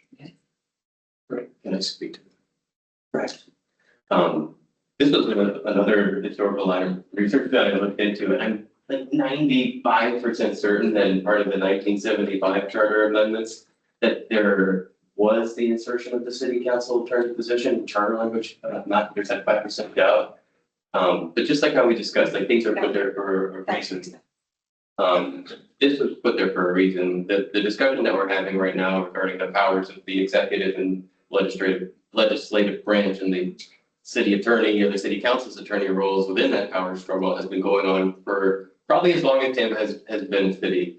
And at least in the 1970s, the council's response to that was to strongly I think that's wrong. advocate for. I think that's wrong factually. I don't think it was in the charter and then 75 charter. We gotta look at that. Yeah, But, I don't and think it's wrong. I could answer your question.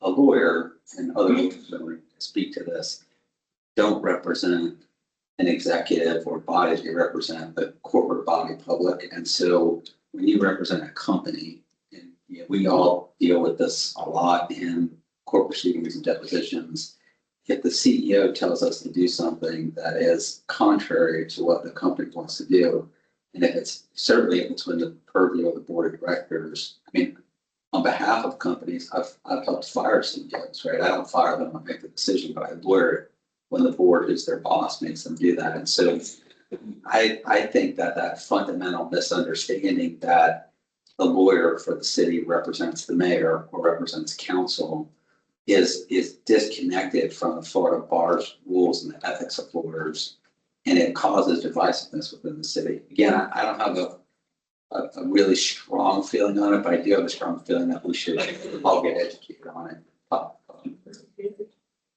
Do we, it sounds to me like we need to do, like an earlier issue, we need to do a little bit more research and maybe get some help learning more about this topic. Stephen? I also would like to know what the process is now and how Marty performs his job. That process, going to ask you to explain a little bit. In terms of how he makes decisions about what to weigh in on, what not to weigh in on, who he consults with. I think that's important to understand because we're only seeing this language, not how it's actually interpreted by him. And Who's maybe Mark? it's I'm sorry. this city council's attorney. See, the city council attorney and the city of Tampa. No, he's the city council attorney, and he is the first one who was hired, well. Still debating So that, but he was how the decisions are made, comments on that? Yeah, maybe we can invite he and Scott Steady to both talk about their respective roles and their perspective. Not for And anybody's welcome to ask them a legal question, but we've got to get competent board here. And more practically, I think, keeping up with your getting it. Okay. Is Marty at, So I'm sorry, go ahead. is Marty at his job is to represent the council specifically. So is the city attorney, if Marty is not there, he would have to represent the council. Seated at all of the meetings, is that what would have to happen? I don't know what would have to happen, but I think what we need to do is learn more about precisely what the That's roles are. been an issue. Job descriptions would change and responsibilities would change. So I'd like to do this for just a second. This is a big one. I think we're gonna spend a lot more time on it. It sounds like we need more guidance and input. Before we take a short break, maybe we can talk about the less controversial aspects of this particular chapter. Is that okay? Stephen, any just quick last thought? I also think that Marty, I would like to know Marty's opinion on the question that's been posed by council as well. The question being, what? Hiring additional staff.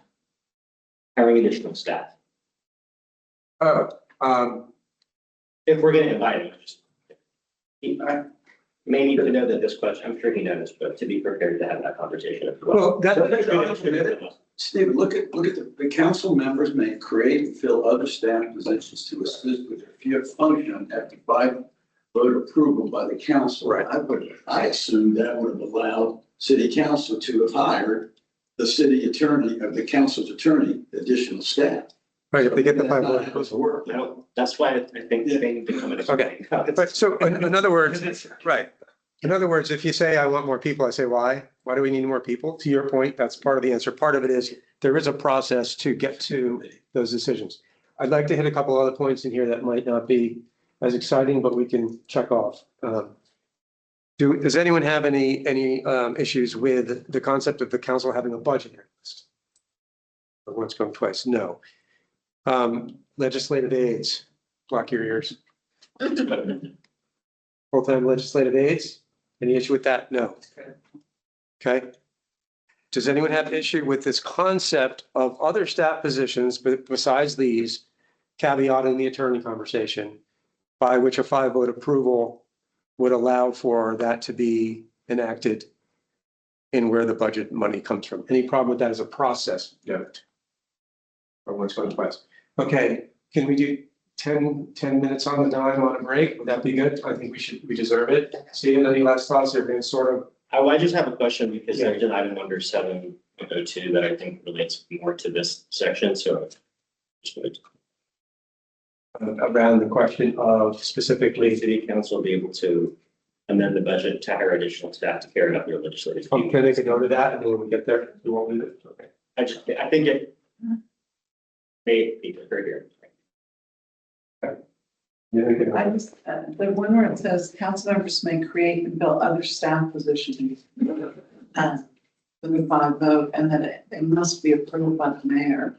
I think it has to come in the council's budget. Okay, yeah, because that's. It's always, I always understood, like, it comes with, they have their budget, and then their budget, they can hire people. Which, And the mayor's. if it goes outside the budget, they have to get. Yeah, additional cross support. It says must be approved. I don't know if that means that. If they have to do it, if it comes within, I think it has to be within the county budget, and then the mayor has to approve the expenditure of those funds that are already within. their budget. It sounds like this might be a candidate for just a little bit of I clarifying think we need to language. clarify. Okay, let me make a note of that. I don't think that'd be hard to do. It's like, I think one question there is, should there be a trigger that if it was an expenditure for maybe a position that was below a certain amount of money, the council could just go ahead and do it. But if it was a 1 second, I have to hear that. I can't hear you. a more expensive position, that has to be approved by the council. That's a different approach, and I don't, yeah, I don't have a problem with that. I think right now, though, it isn't a limit, there's no limit on what council could do as long as it's already budgeted. And then it's just saying mayor, who then is in charge of writing the checks, must write the check. And how is their budget determined? How is the council's budget determined? That's a big question. It's during the budget process. I think it's a question of how many times during a year can they amend to hire new staff? If they have to wait the entire year for the new process to start, and then prioritize that new position, like they prioritize everything else that they asked for. Because that's what the one under 702 is it specifically says, should council be allowed to amend the budget to hire additional staff? But I think that's related to this, especially when it's in parens bullet. I just think we should talk about it. So we get 702, we'll revisit that and make sure we put a bow around it. I was just gonna ask if you're clarifying that language, the phrase found in the budget doesn't seem to me to be proper. It's not on yours, but in the actual text, it says that the funds must be found in the council's budget. And the issue of that is, It just doesn't seem to me to be charter-esque language. I think it changed within. Already Approved budget is what you're saying, already approved budget, they have authority to spend how they designate their priorities. Yeah, I would say if we're not rewriting it, then it is what it is, but if you're gonna rewrite it anyway. we're gonna do a break. That's non-negotiable. At 7:41 return. See you again. Where's that?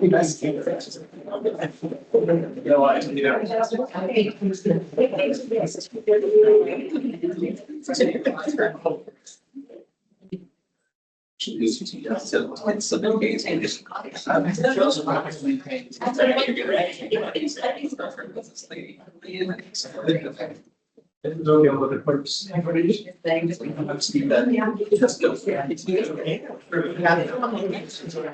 that? Because I remember. Yeah, I think we're moving right along. It was part of the discussion that they had there. There's some work to do. That's my next power here. Everybody could be.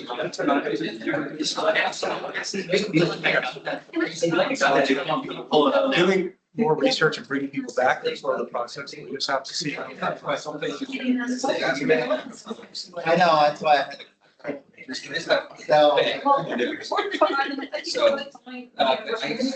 the only I'm trying to announce that. If I am. I'm trying to get on the internet. Questions.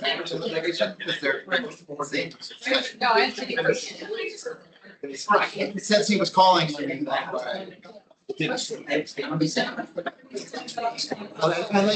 have a question before. It's even. I know, that must be really hard.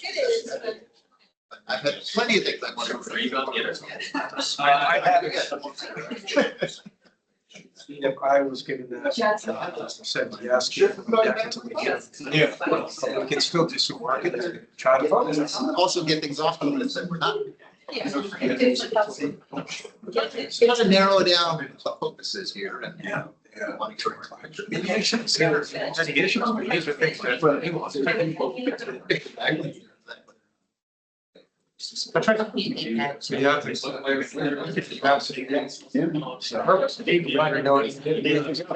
know it's.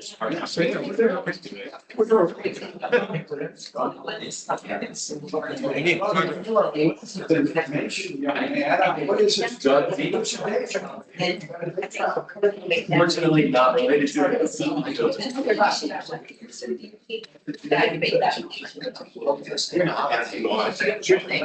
Well. And we're not.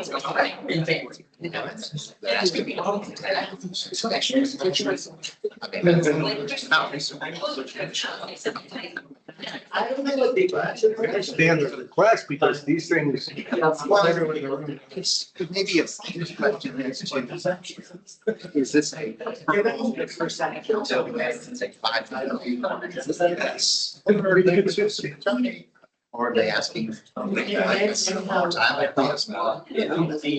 Exactly. I agree. In principle, I can see it's messy, but in practice, this can be done. So yeah, we're moving right along. Yes, lining up some of the research. Will cause us to take more time, which is. Yes. It works. It's gonna slow us down. And that's, I'm not. want to maybe about something.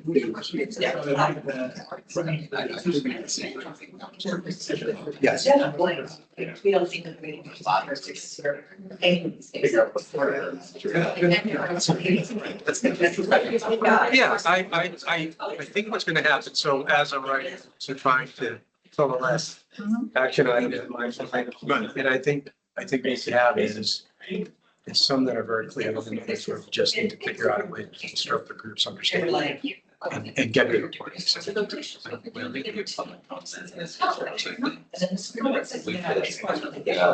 if we have 15 minutes, like one person, 15 minutes, so we should have some. Yeah, 3-minute rule when I was watching there. Good. And that's how it Yeah, but Luna said, no, I think I should get into the yelling. we have the people speaking there in the middle. I just want to see. The short answer is yes, it is. I knew she had some issues because she hit me last time, things I didn't know. But I will make sure that what she was saying. I think what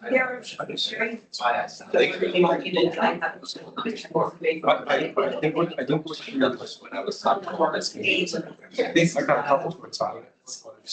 She was. Time is not procedural. It's a procedural. Yeah, I'm not. Oh, yeah, that was it. That was it. Okay. So I'm thinking she's thinking this is what we should be looking at. Again, there was a pretend, but yes, and now she's see the work. Well, that's the thing. Sometimes you have to let you wait. Take the car out of the garage before you know you're going to be able to drive it. So just get out of the garage. And now you're gonna say, oh, it's gonna be like that. On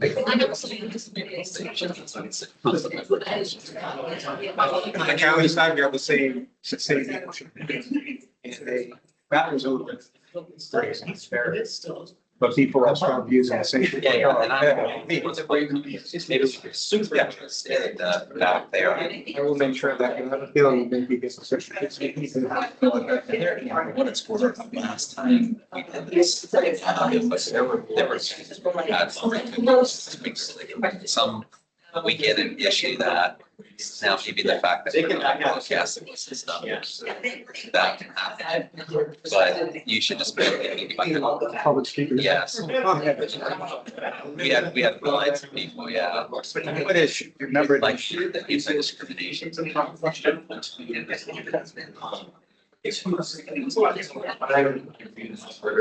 what is the difference, like there's sections that these are better when punched out or like reassembled? Basically. Yes, I mean, so, everyone's like, this is the question. So, the judge is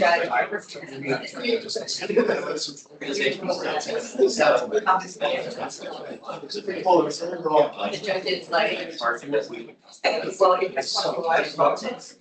yes. I would say. And of course, if you tell. Everyone's like. These were two examples where there was questions to ask you. And the Supreme Court says, how your occupation, there's no. And therefore we have to provide. Sorry. But what? Organization. I look at the states. There's quadrilateral authority, we give it to. Something. Or as provided. And you're like, that's the only way that you can deal with residential. Years ago. These are started together and this snake right into that sense. I would never try. But I was thinking, I would never do that necessarily. Just. Actually. And then I take it.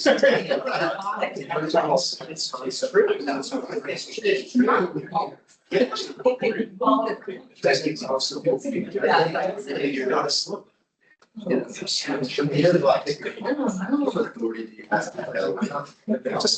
Well, there remembers me in this case. Seems like it'd be easier to read.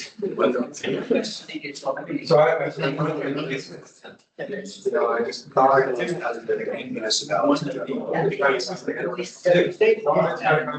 A lot of this, there should be footsteps to the it's there. You know what I mean? Like, we're not seeing small thing where I went to school. That's when. That's the question.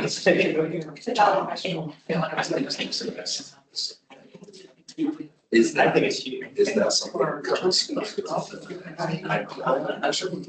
Some of the setting. My, the council signs, very accurate, they're all. Sure. That's a- But I would think she just.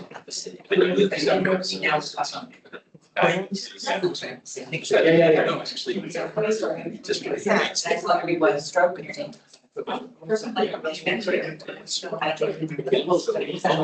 Housing. So it's in the hospital setting. Yeah, well. I see it. Stroke, whatever it might be. There's a lot of.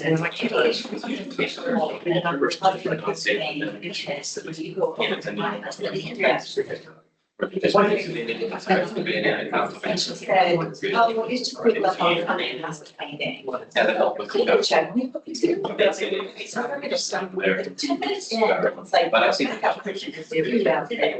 What's the whole thing says? And I'm like, level. It's what you did. She had a copy of it. She put it on his phone. You had a copy of it. And I'm like, you're training without your phone. And just don't. Coffee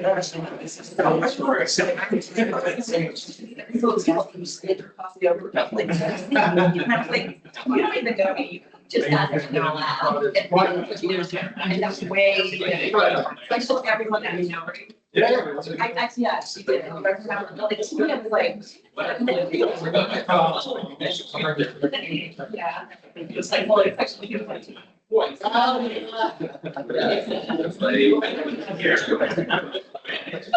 what I do. Generally, don't do this, don't do this.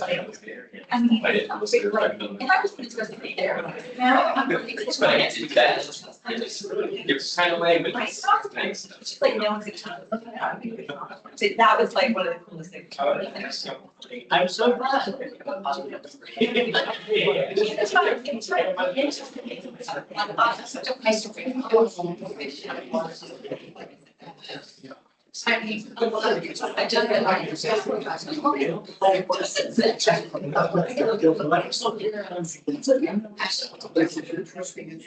it wasn't wise, it wasn't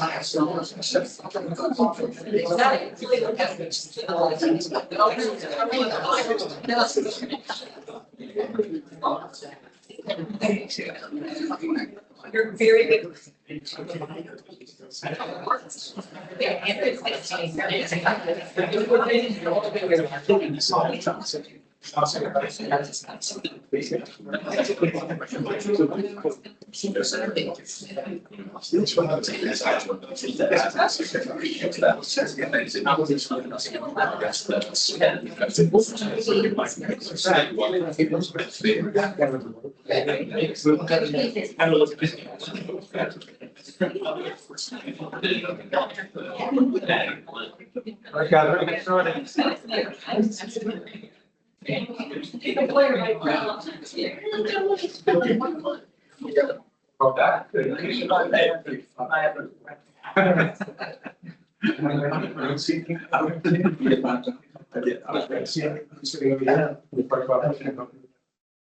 Okay, well, thank you for returning, first of all.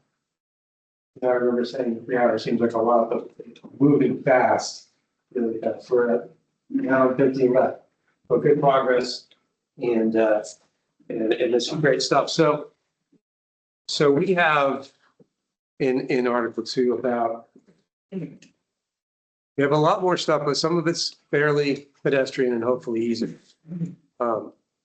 Even though we have follow-ups and more work to do, it still would be a win if we can get through this. And then the clerk section is very small and on a, yeah, that looks great. So that's where we're at. I'm not stacking the deck, just saying if we can, that'd be great. Okay. And we drained 2.04 pretty well. And now we're under some and the 2.05 exercise, which doesn't mean running or lifting weights. It means using ordinance for legislative action, using resolution for administrative actions. Are we good with that? Okay. 2.06, ordinances and resolutions confined to one subject. If making appropriations, subject should be same. And I don't think I took the exact words, but are we okay with that? Okay. 2.07, council only acts by ordinance or resolution. And 4 members is a quorum. Are we okay with that? Everyone's going twice? Okay. These are the easy ones. Now I'm feeling good about getting through it all. 2.08, reading. Proposed ordinance shall be read only by title in 2 separate days, provided that upon demand of 3 members, the final reading of an ordinance shall be in full. The yeas and nays shall be taken upon the passage of all ordinances and entered upon the minutes. It's a mouthful. Go for it. Just allow this to be handled by state law, because at some point, the state is not going to have the title read on 2 separate days. And listening to city council meetings, reading long titles over and over and over again is a not best use of anyone's time, when this was a result of the time when people couldn't read. But it was difficult. Yes. Now, the county doesn't have to do this, but apparently in the municipal area, they cared that people couldn't read. So they wanted to understand, I'm sorry, they're a little tongue in cheek, we should do that, but the counties don't have this requirement. It is a requirement in state law. And so, again, this isn't something that I'm gonna kill over on, but it would be nice that if we track state law in the event that the state law was able to be changed. And I'm not trying to get out of 2 separate hearings for things or implying anything along those lines. I think that's still within city council parameter, and if they want to have 2 separate hearings for everything, that's fine. It's just takes a lot of time to read those hearings and I mean, those titles, and city council end up, it's a lot. Is that eventually gonna be addressed in state law? Yeah, what would be the change? Yeah, what you change, how'd you change? Eliminate. I would track the state law. Yeah, I would just have it tracked with state law and say something like, Consistent. ordinance will be adopted pursuant to state law. And no, nobody is actively up at the state trying to do it. They don't necessarily care that local governments are spending, 10% of their meetings reading ordinance. It's been on the wish list of League of Cities for a long time. Yeah, there's no. They're that I. fighting other fights. Yeah, there's bigger things, and I totally get it, but it just, if it ever didn't happen. So, Why not change it? If it's a waste of time, I mean, why wouldn't you suggest? we The change it? Florida League of Cities has asked to have it changed at the state level, but it's not their number 1 priority when there's a lot of other things going But on. we have to follow that. If it's state law, we have to do the same thing. So If they ever change it. Yeah, so we would just have the language say we follow state law. So if the state law did ever change it, we wouldn't still be hanging around for another 8 years reading ordinance. It could sort of be a trade with the property tax discussion in terms of whatever they're gonna do with that, saying these are some efficiencies they should look at. If I was running locally, the city said to do that. go ahead, Ashley. Are they, you're saying during the meeting, they're spending time reading? Yes, it's like, some of them are short, some of them are about this long, and some of them are this long. And if you sit through the meeting, it's like, And we don't have to. and city So council. here, you have to follow state law on this, but if we track with it and it changes, we benefit. Correct. Yeah. Yeah, that's what she. Are we, Not my highest priority, but it is a big inefficiency for me. are we, show of hands in support of saying, we'll get the language on this, but we'll follow the state law? Yes? Is that a motion thing? What are we doing? Well, it's got some kind of deal. I know your role. I think for now, what I want to do, and there's nothing precluding us from bundling this and packaging it better for proper motions later. Right? So no, this gets us to moving forward, and then when we digest it all, and you guys get a chance to see something a little bit more than my next draft and then here, we can do the motions part. We just gotta let Ashley bang that out. I know, support, clearly it shows well, I mean, right, clearly. Let me find it. Rob, if I could ask a quick question on King, and if you don't know the answer, you could give it some thought. if we just eliminated the provision, we would be bound to follow state law anyway, or do we need to say that we're gonna follow state law?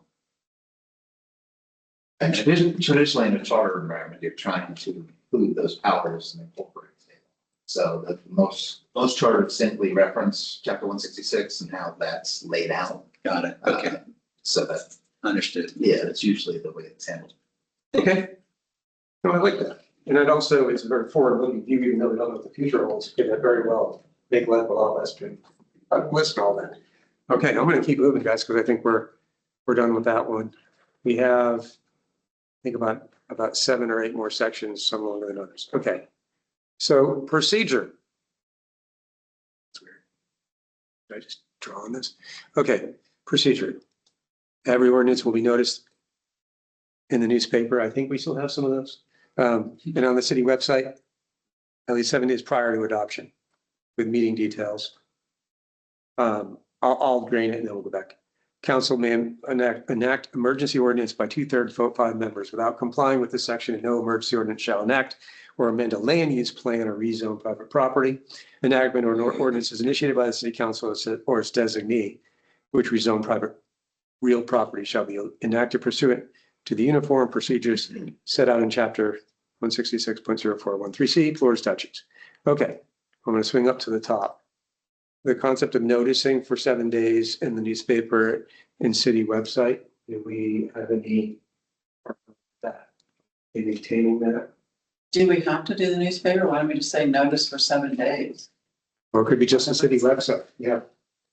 I don't know the answer to that, but I like the There are practice. state law requirements still, different publications, it's narrowed it quite a bit as to how something can be published online. This would probably be another one, do you want to make it default to state law, or do you want to have a unique Tampa provision? I'm fine having a unique Tampa tradition. And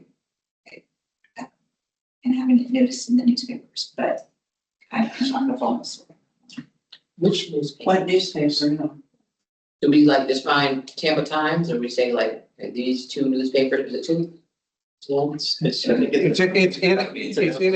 a newspaper. It's in the charter, it says the newspaper of general circulation, so it can't be something that's just in a neighborhood. Right. But we can't, it doesn't sound like we can strike that because it would be counter to what the state requires. To your point, do we want to indicate we follow the state's lead on this, which gives us latitude, or do we want to keep it? Thoughts? No, Do you know of like talk about what state stuff like that statute is there? I have that line. Right, it depends on the particular topics as to how you have to notice things. As far as the general circulation, that's chapter 50. The cheapest one in town is La Gazette usually. So, but you can also run at the other one. Is that newspaper? So answer that, Stephen. I would prefer to keep it as is. I agree. Does anyone feel strongly it must be changed? No. Does anyone feel strongly that we add the follow the state? Yes or no? The last one, we all were very clear on. This one doesn't seem like there's a big, robust inside feeling about that. So can we keep this for now? Okay, let's keep it. I'm thinking about which newspaper, like how do you guys pick the newspaper? Like if I don't read the lock, you said they put in the lock center, like. Yeah, the state defines what is a newspaper of general circulation. So, and then the newspapers that qualify, which fit that particular statutory mechanism. So there's a list in chapter 50 as to how that's defined. It's also always the same publication, so we Yes, have that's a precedent and expectation that we're communicating. Yeah. And that, it go to that for that. Right, yeah, we do the same with the county. By state law. Yeah. Right, and all of the printed notices Oh, it also does. end up. on- Thank you, because I didn't write every word. Okay. Okay. So they all get sold into the online as well. Yeah. Okay. I think we're all in agreement. We keep it for now. Let's keep moving. Council enacting emergency ordinances by a 5-member vote without complying with this section, which presumably means the stuff above. And then none of them shall be done with respect to amending or enacting a land use plan or rezoning private property. So thoughts on that? Does anyone, are there issues with that today that we need to talk about and address through a change, or is it working okay? I don't even know how often that occurs. Does anyone know? Is that a commonplace thing? It's very rare. Very rare. Okay, so that's part of the context for that. Okay. That's. Yeah, in fact, yeah, we did like emergency type actions in the county for that. I think I'm reading the room that we're okay with this. Okay. Third one. Any ordinances that concern rezoning property shall follow chapter 1660413C Florida statutes. What that exactly means, I'm the wrong guy to ask, but are we okay with that? Any questions about that? I don't. I mean, it's there for a reason, but I can't speak to it. Is there any more to add to that, Ken, really? No, it's default to state law. Okay. I think An we're, overarching preamble that you got to the state. Yeah. all right. Is it unusual there's the actual chapter reference there? I think too, but if that changes. Somebody got very particular when they did that one. But it's been that way for a while. My instinct is that, and correct me if I'm wrong, Ken, that those procedures are permissive but not mandatory, and this deals with rezonings. So that rather than write its own procedures, the city has adopted the state ones, but it could reject the state ones and adopt its own. I don't have a problem with this as drafted, but that's my guess. That's that way. Okay. I made a note about the chapter reference, though, in case it's wrong, we don't want to put it in. We could make sure it's taken the wrong. Referencing one spot. Yeah, exactly. Okay. Past ordinances must be approved by the mayor. So past ordinances presumably through the council must be approved by the mayor before becoming law. And there's a 14-day window, which if it expires, the mayor's veto power expires with it. And the next is, I'll say them both, mayor has veto power, but 2/3 of the council can override that with 5 votes. Let's go to the first point. Do we have any issue with the mayor approving past ordinances and being constrained to a window that she must do or he must do? Any issues with that? Ordinance could be held hostage. Okay. And then the mayor having veto power with an override provision by virtue of 5 votes. Does anyone have an issue with that? Seems to be balanced, but okay. Is pass the right language? Should be approved? Or that was like, listening like. I might have paraphrased too, so be careful if I do It that. does say passed by the council. That is, I don't say term, but it is a term that is used in local government. They pass the ordinance. Right. Actually, my ears. Yeah. Okay. And that's a good point. Keep me honest when you're looking at, thank you for looking at the language. I didn't do the verbatim. Okay, 211 effective, all ordinances that become effective immediately upon becoming law unless provided therein, and all resolutions shall become effective 10 days after passage or provided therein. And the city council can conduct investigations and hold hearings with power of subpoena and punishment for contempt of $100 a day. Is that the right section? Is that the wrong section? Yeah. I think I screwed up. I think that belongs down here in investigations.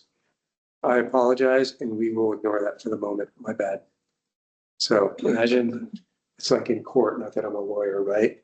Imagine that was never said. Right? How do I do that? Whatever the language is, right? You will forget what you just heard. So this one, any issue with ordinances becoming law effective immediately upon becoming law and resolutions becoming effective 10 days after passage? Why is it 10 days? Do we know? Does that? I was gonna ask that question.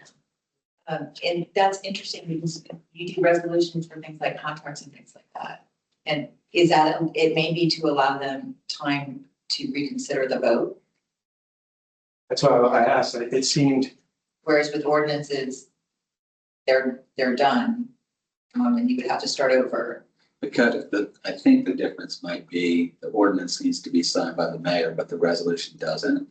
And I guess it gives time for. Motion for reconsideration. That, I don't have a problem. This is a unique Tampa provision Is it? as far as. I mean, I don't have a problem with it.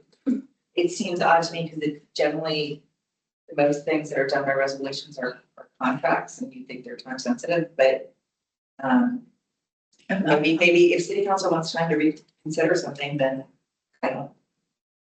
I sort of thought they might have to move somebody in, move somebody out, and you're gonna notify people. I don't know. I read it like it was giving some ability to implement something with right communication. Most things that are gonna be, that sort of things would be like an ordinance.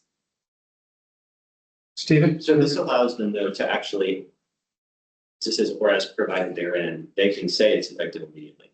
Yeah. It's just saying if they don't specify it's 10 days, so then Gives them the option. it gives them the, if it's urgent. Yeah, you're right, you're right. Okay, that's- Something that they do, but Good point. No, that's a good point. That's where the flexibility comes. So I think Yeah. are we okay with this, with that? Yeah, and We I've can never go through. heard anyone complain to me about it, and I have had people complain. I obviously know people who work in the city attorney's office, and they've complained to me about other things, but anything about that. but if it's permissive, I still don't think that's there. Okay, thank you. Thank you for the assist on that. Adoption by reference. So adoption by reference, by ordinance, the council may provide procedures for the adoption by reference of any codification of ordinances, codes, publications, provided such procedures afford reasonable notice and opportunity for the public for inspection thereof and to be heard upon thereon prior to the adoption thereof. Bless you. It sounds like this is just saying the council can explain how this will work. Is there any more to this that This deals with like fire codes and other things that are Okay. published by the state, that they can incorporate something by reference. Just have to make sure they know this, like they would do an ordinance or something. and do we have any issues in the real world based on this particular provision? Something that requires us to talk about how that needs to be changed. No, I think it's, the big issue with that is you can't adopt by reference, say, I'm blanking, but like, you know, a roofing code without adopting a specific roofing code, because then you don't know what you're adopting. Sure. And sometimes local governments don't know that, and so they say, you know, they adopt a roofing code as amended, which you can't do because then you've just adopted something that you haven't seen, which is different when they're adopting something by statute as amended, because by statute you have to do it. Kids, like, yeah, I know, sorry. But anyway, yeah, I don't think there's. Okay. Are we good with this for now? Okay.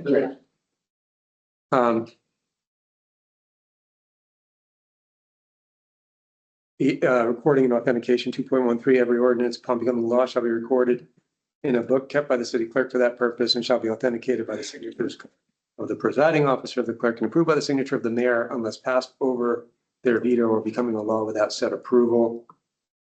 Are we good with that language? Okay, it's procedural. 2.14, investigations. The council, we do have a question on this.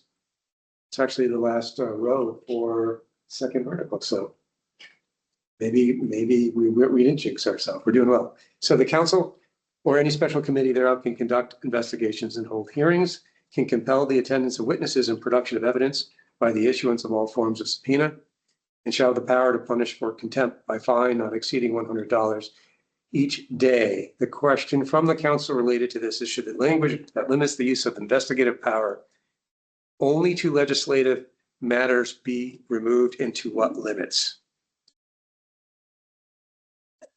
Thoughts on this one? Yes. I'm sorry. Sorry. So thank you for coming up here, Matt. Where is the language that makes it only to legislative matters? It says in the exercise of its legislative powers, the council or any special committee thereof shall have the power to conduct such investigations and hold hearings. So it's not up there, but it's limiting at the very beginning of it. But in the exercise of your legislative powers, you have the power to conduct such investigations and hold hearings as you deem necessary to begin.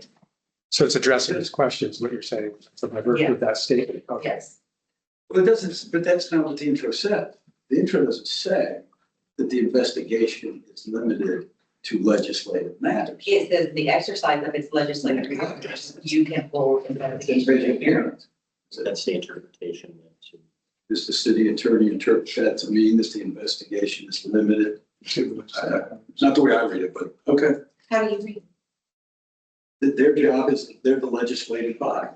is the legislative body, right? They can convene investigations. I don't know that there's any restrictions to what they're investigating. Maybe I'm wrong, but if you wanted to limit it to legislative issues, why wouldn't you say? Well, it says in the section city council composition, it says there shall be a city council which all legislative powers shall be vested. So that's their authority basis. Yeah, they can do any investigation as long as it's within their Yeah. legislative powers. What I think, Right. Agree with that. I think the gap here is, could they say, do an investigation into the stormwater department and the, what's the name? Black hole for me, and a bribery scandal? Can they do an Or you just, investigation? could they? Could they? Could they? I'm asking you, in your Not- interpretation. The, Could- the, Go ahead. if you can't have a law and regulate in that area, Okay, I believe that that was the intent of the okay. limitation there, and city council is asking to have that, is asking for us to consider whether or not they should be an investigative body. Beyond the legislative. Behind their legislation. Yes, they thought the mayor did something, and they subpoena the mayor on a decision that she makes and pull her and her, Anybody in her departments or anything that under her. or things within the administrative power that they do. With a whistleblower, for example, Mhm. a whistleblower, for example, unless it's directly connected to a legislative matter. And I am just in terms of. And just to kind of into the discussion, maybe a different angle. Maybe Ronnie might know more about this than I do with your experience, but I do believe that there are other cities that have, under the city council staff's purview, an auditor position. So with an auditor, they would be able to research, if there is potential dealings within the departments of the city. And those are in other cities in Florida.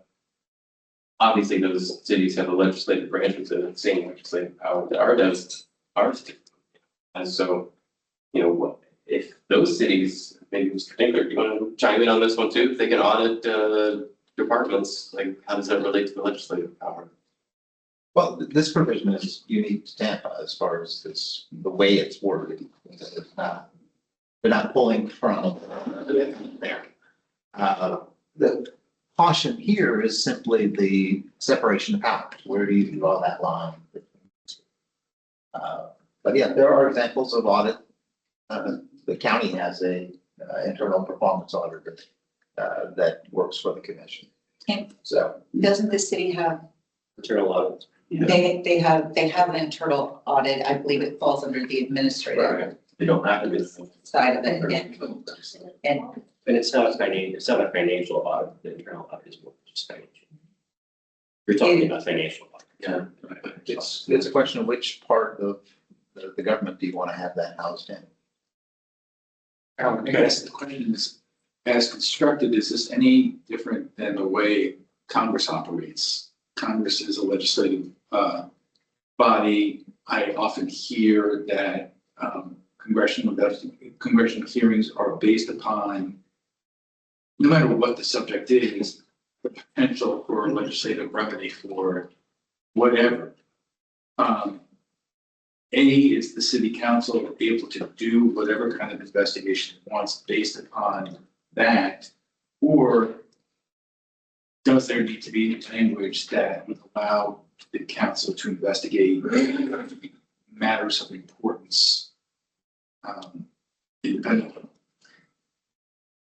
Yeah, I gotta tell you, I just have these used media pictures of ice in my head, like if subpoena power is a strong power, right? Someone can order you to turn over your personal stuff. This is just city employees, right? They can investigate something, they can issue subpoenas and cause you to appear before council and fine you if you don't show up. Like, if that's not related to fundamentally what the power is, just strikes me as a little bit frightening. Like, why would you do that? Why would you give any body, and I don't mean a person, I mean legislative body, authority to investigate something that's not within the scope of their authority to act. Right? So- Like they, Has there been any problems out there that anyone's heard of? My next question, does it happen, like what goes on here? Well, I do not want to speak for city council. I don't, but that's speaking for city council, so I would say that they feel that there's an instance that they would have liked that authority. I will say, in situations, and not within the city, I'm not aware of any within the city, but within the county, when there has been suspected malfeasance, you bring in the state. And they have done investigations. I've read the reports. They thoroughly investigate. And their subpoena power is, believe that it's more well-defined than just you have subpoena power, so you can just subpoena. Wouldn't it be better to leave this to the state? And I like what you just described. If there's a If you- whistleblower call in Tampa, where does it go? Like who, what happens? Stephen, use that example. It goes to the Human Resources Department. To the what? The Human Resources Department. And is the city council informed of whistleblower call? I would think it depends on the nature of the whistleblower. Like, I mean, we all know in the city there have been elected officials who've gone to jail and the FBI investigated them. And so if we're talking about criminal activity, it wouldn't be the city council or the mayor that's investigating criminal activity. Law enforcement that's doing that. You know, to Stephen's point, if it's an HR issue, then it would go to the HR department within the city. I mean, this was an item specifically that came forward and I believe Councilman Carlson got the cold shoulder because it wasn't council's purview to discuss it. Say that again. This was raised by Councilman Carlson to investigate a number of personnel actions. Personal actions coming out of HR. Coming out of the city. Yeah, there's been numerous times with conflict between the branches. It kind of goes to the point of if it's not within your power to act on it, what's the purpose of the investigation? It's not within the power of the council to legislate on it, which is a pretty broad power. Like there's a lot of ordinances that can pass. So I kind of read it as it's already pretty broad. Is there any detailed language that stipulates any kind of voting by the council before an investigation is approved to proceed? I would have thought I would have captured that. Like, what's the means by which the decision to do this gets made? It's going to have to be majority vote as a default, right? Yeah, process wise, it's a request by a council member to go forward, it's an authorization. And then they take a vote, they put a motion, they take a vote, majority, okay. Either by agreement or by resolution. So we're talking about, on the one hand, we're just talking about a level of power and authority that to some may be too great, to the point you may run. This question is saying opening up the floodgates to things that go beyond the legislative, which I'm getting a sense we're not really advocating for that.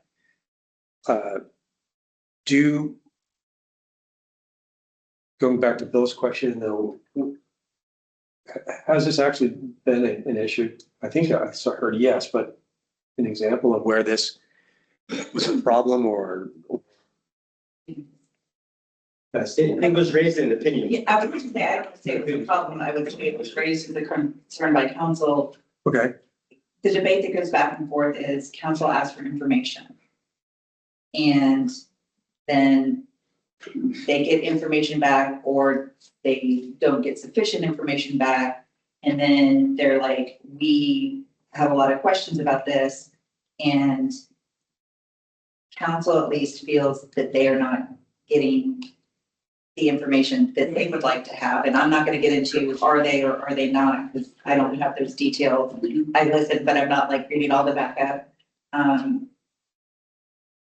But I think that's where the concern is coming from council. And again, now I've said I'm not gonna speak for council, and I guess I just did, but I don't mean to, but you asked like, what is a perceived problem? Yeah. Yeah, I mean, when I heard the dissent, going back and forth, that is what I've heard articulated by council, I guess is a better, fair way to say it, but no. Let me ask this question. If, let's say you have a situation where you suspect case of bribery in whatever department, can the city council say, we are thinking about writing an ordinance that would address what mechanisms we have to prevent, bribery in the city office, and have, get either have a hearing or ask questions based upon that to investigate why this proposed ordinance would be useful.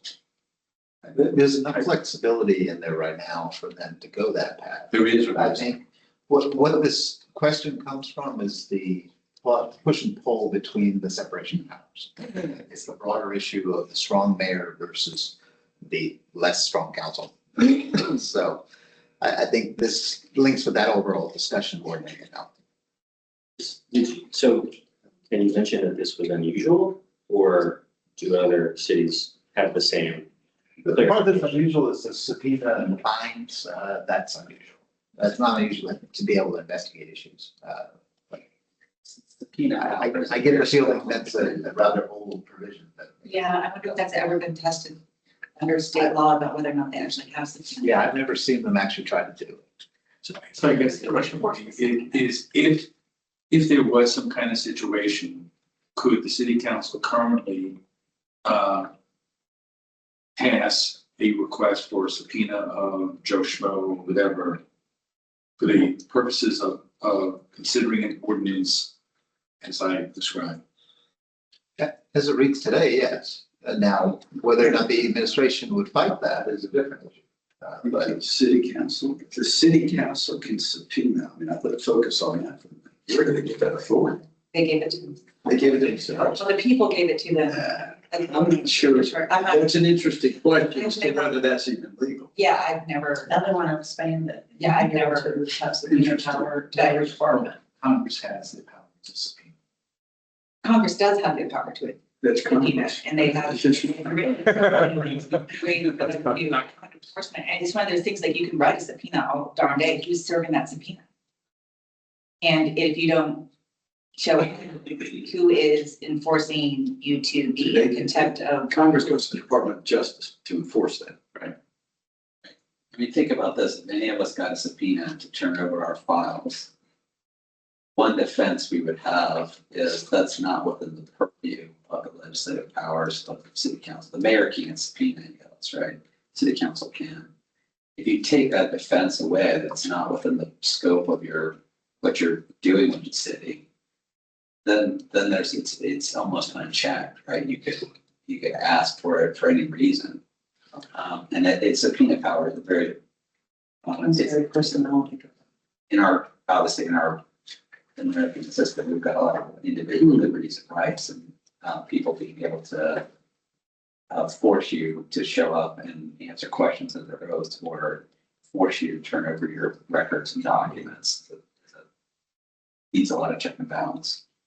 So just to add that the cities of Miami and Jacksonville's councils and their investigative authority both have the power to compel witnesses to attend and to also require the production of evidence from witnesses. So is that something that, so state law has no Miami restrictions? is its own entity I as far understand as, it's a very different form of government. it's a completely different form of government. It's restricted. It's not related in I'm not saying it Jacksonville. doesn't exist everywhere. Yeah.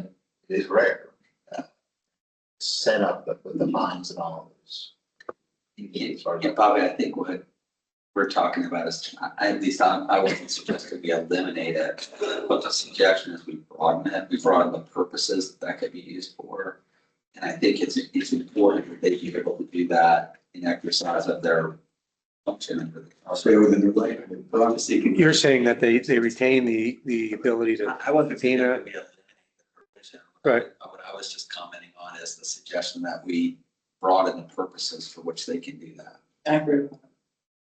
broaden, so is it even defined now to broaden, or are you saying be more specific about what it applies to? Now, I'm just saying leave it as is because it says, as Bill pointed out, in the exercise of its legislative powers, that's the only limiting language. Okay. So if we were to eliminate that and just say they can't issue subpoenas, then it could be for anything, any purpose, right? So clarifying language on the scope. I'm suggesting no change. If they just. No change. I'm suggesting no change. I'm just advocating that we not make the change that's been suggested there.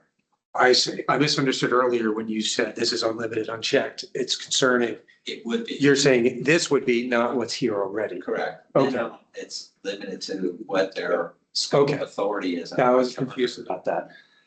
That's where I was going. So you're saying leave this as is because it is bound currently. Does anyone disagree with that concept? What Ron's saying is leave this because it's bound by the definition of the power to not take, the answer to this question would be no, don't make it unlimited, keep it as is. With what I'm hearing you're saying, I'm getting the vibe in the room, but asking, does anyone disagree with the concept of leaving what's in that provision as is today? Once, going twice, Becca, you good with that? Okay. Okay, so good conversation, leave it as is, no to that. Or do you have enough information, I guess, to articulate why we can investigate that further since it was a specific question? I can make a note of it, which is a fair point. Or do we need to? I don't know that we are, you answer this for me, help me. I don't know that we are required to answer the questions that were posed, just to consider them, correct? But I don't think it's a bad idea to explain ourselves either. So I don't think that it's exclusive. So that's 2.14. I think out of respect, you should go back to them. Yeah. I think it's really, Well, where his authority is legislative, it's says in 2.1, so. Why would you? Thank you for saying that, Kathleen. I agree. I was just asking to make sure we did that as opposed to anything else. We're going to call this the Querencia section, which is the city clerk. It's one large section with no questions. So I'm going to paraphrase because if you hear me read this, you'll probably leave the room. So the clerk shall at least be 18 years. Well, you're like 21. You're fine.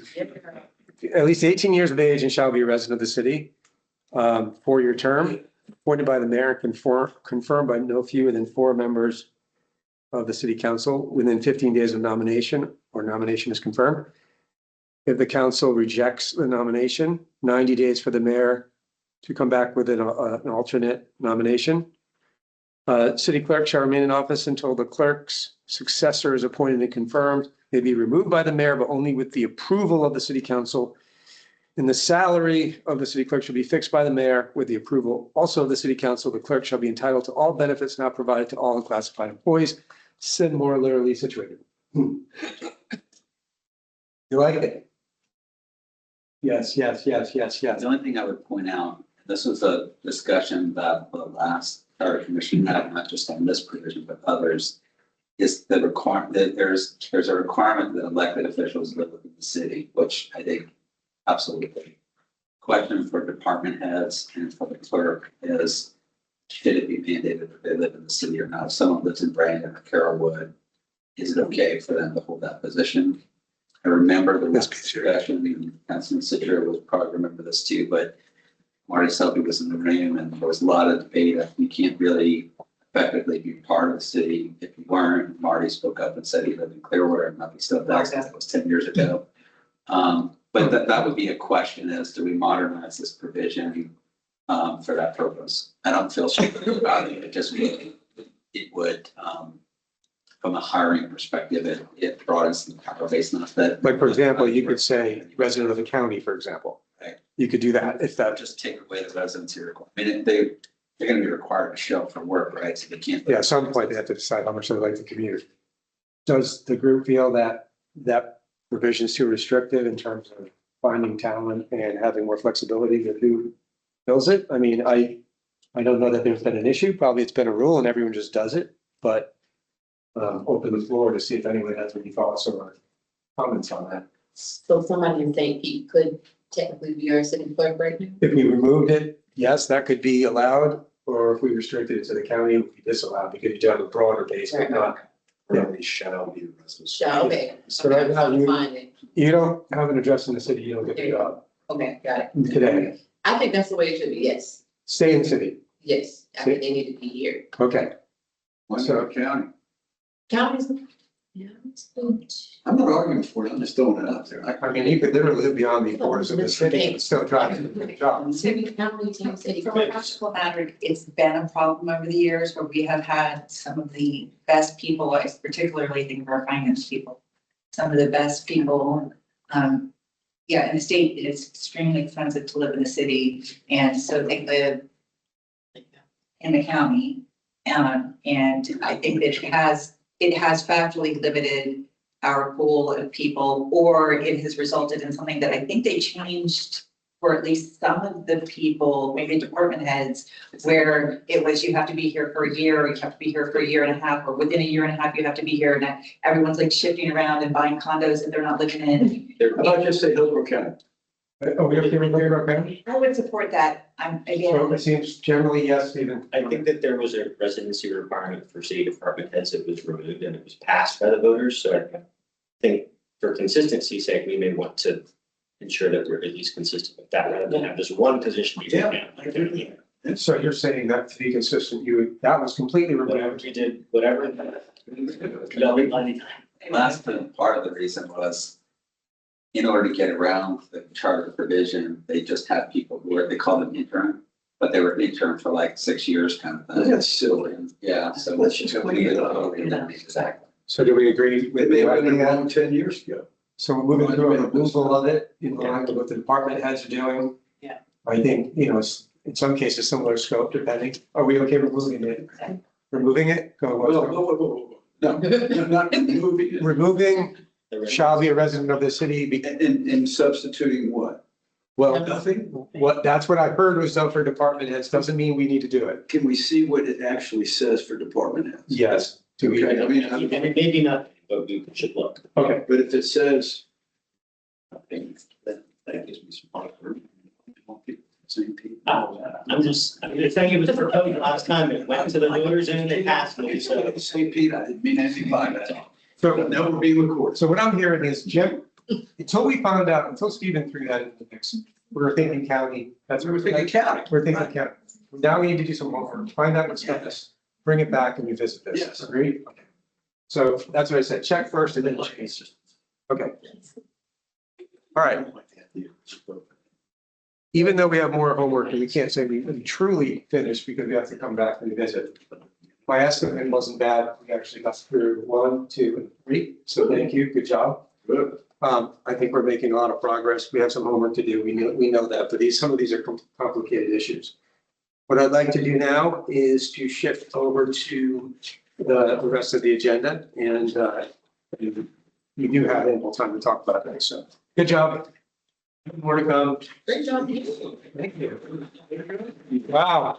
There you go.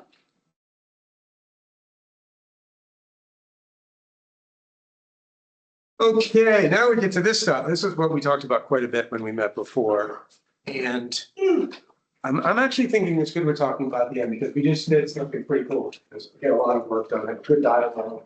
Everyone in the city, otherwise, I'm really pleased with all that. I think you guys are great. I'm not just saying that. I felt different. I kept it to myself and figured out how to keep going. So we know why we're here. We know this is the substance. But you, as a group, brought up a couple of matters that I wanted to revisit. And the first is this concept of a remote versus in-person meeting participation. So I will tell you, this would not have been as successful if we had remote participants. I'm not saying it's impossible, but I'm saying it would have been difficult for me to always manage not only who's on the screen, but who's seeing what I'm writing, making sure I didn't make a mistake. There's a lot that happens very efficiently when we're together. I think we would agree with that. Obviously, perfect world situation. If we go to some remote and some in person, I'll just say, it'll make our job harder. It will take longer for us to do our job. And that's not me saying that's a good or bad thing. It's just a fact. As a thought, because I realize some of you have some foreseeable conflicts, that keeping this all in person could cause some problems. And I get that. And life happens. I get that too. I'm going to throw this out. You're going to probably hate the idea, but I always try to think of other solutions. Another idea would be, not that we want to let any of our weekends go, but I'd be willing to let my part of one day on a weekend, if we want to do some marathon sessions where we all are available, to move the work forward and get the job done. And I say that because chances are we're not traveling on Saturdays and Sundays as much. Again, I don't love it. Haven't vetted it with my wife, but she'll have a deal. But if we worked on that basis, I think we could really keep trucking and making progress. I will say that if we were to continue to do it this way, my anticipation would be, and this might be a little bullish, my anticipation is we could feasibly finish our job in May. Not June, not July, not August, obviously September, we're out of time. This doesn't account for, this is based on an in-person approach with the option of doing something else. And these are guesses. I don't know what I don't know when I do this, because we are talking about things, and some things we drill into and some we're good. I feel like you guys are moving along with me. I feel like we're going to make progress. We're going to get better inputs and maybe some guests to help you make decisions. But we're looking at a condensed timeline, which I think isn't all our, there's also the benefit of being done and getting on with the other parts of our life. I know for me that, this is the added on top, which I, of course, signed up for. But I mentioned that as a possibility. And honestly, based on today, I think this might be okay. I mean, it depends on how it goes. So I just mentioned that as an FYI. I never thought we would need the full amount of time. So going back to this, for me, it's just a practical issue. Like seeing each other, I can read facial expressions. I know, like Rebecca, if you're about to say something, I want you to say that thing. It's not going to work that way if I'm looking at a script. So I'll shut up. I know that creates conflict, but what are your impressions on my thoughts around the need to try to stay in person to make good progress, and the option of alternative approaches where we dig in to just knock this out? Thoughts, feelings? Start with the other coach. I think it's optimal that we all be here in person, and we should make every effort to do that. I do think, though, that we need to discuss, and my plan is to be here for every meeting. Okay, that's my goal. I've cleaned the slate, so to speak, except a couple of days that I gave that we were all asked to give. But I think we should at least consider an extraordinary mulligan, or whatever you want to call it, okay? And Kathleen, you appeared last time. It wasn't optimal, but I heard what you had to say. You gave your input. So maybe something along the lines of, if you had one occasion, or maybe most two, something small like that. What if someone's homesick? I mean, literally homesick, and then I don't want to get you sick. I really want to be here, and I'll come here if that's going to count against one of my 3 strikes. Good luck. You all take it home. No, I'm not kidding. When I was here, I literally thought I would not have been as sick as I was, because I am here if you were sick. Well, that's listen, I agree. It's much better in person, right? It is much better, but maybe one or two, and no more than one per. I'm just throwing it out here that there should be an extraordinary 1 or 2 mulligans throughout the year. So unforeseen, life happens type stuff. Yeah. Okay. Brian, and then. Yeah, I was gonna add to, first, let me say, I just want to say for the record, and I communicated this directly to the chair of council. I found the memo that was sent to us to be disrespectful and condescending to us. We're volunteers here.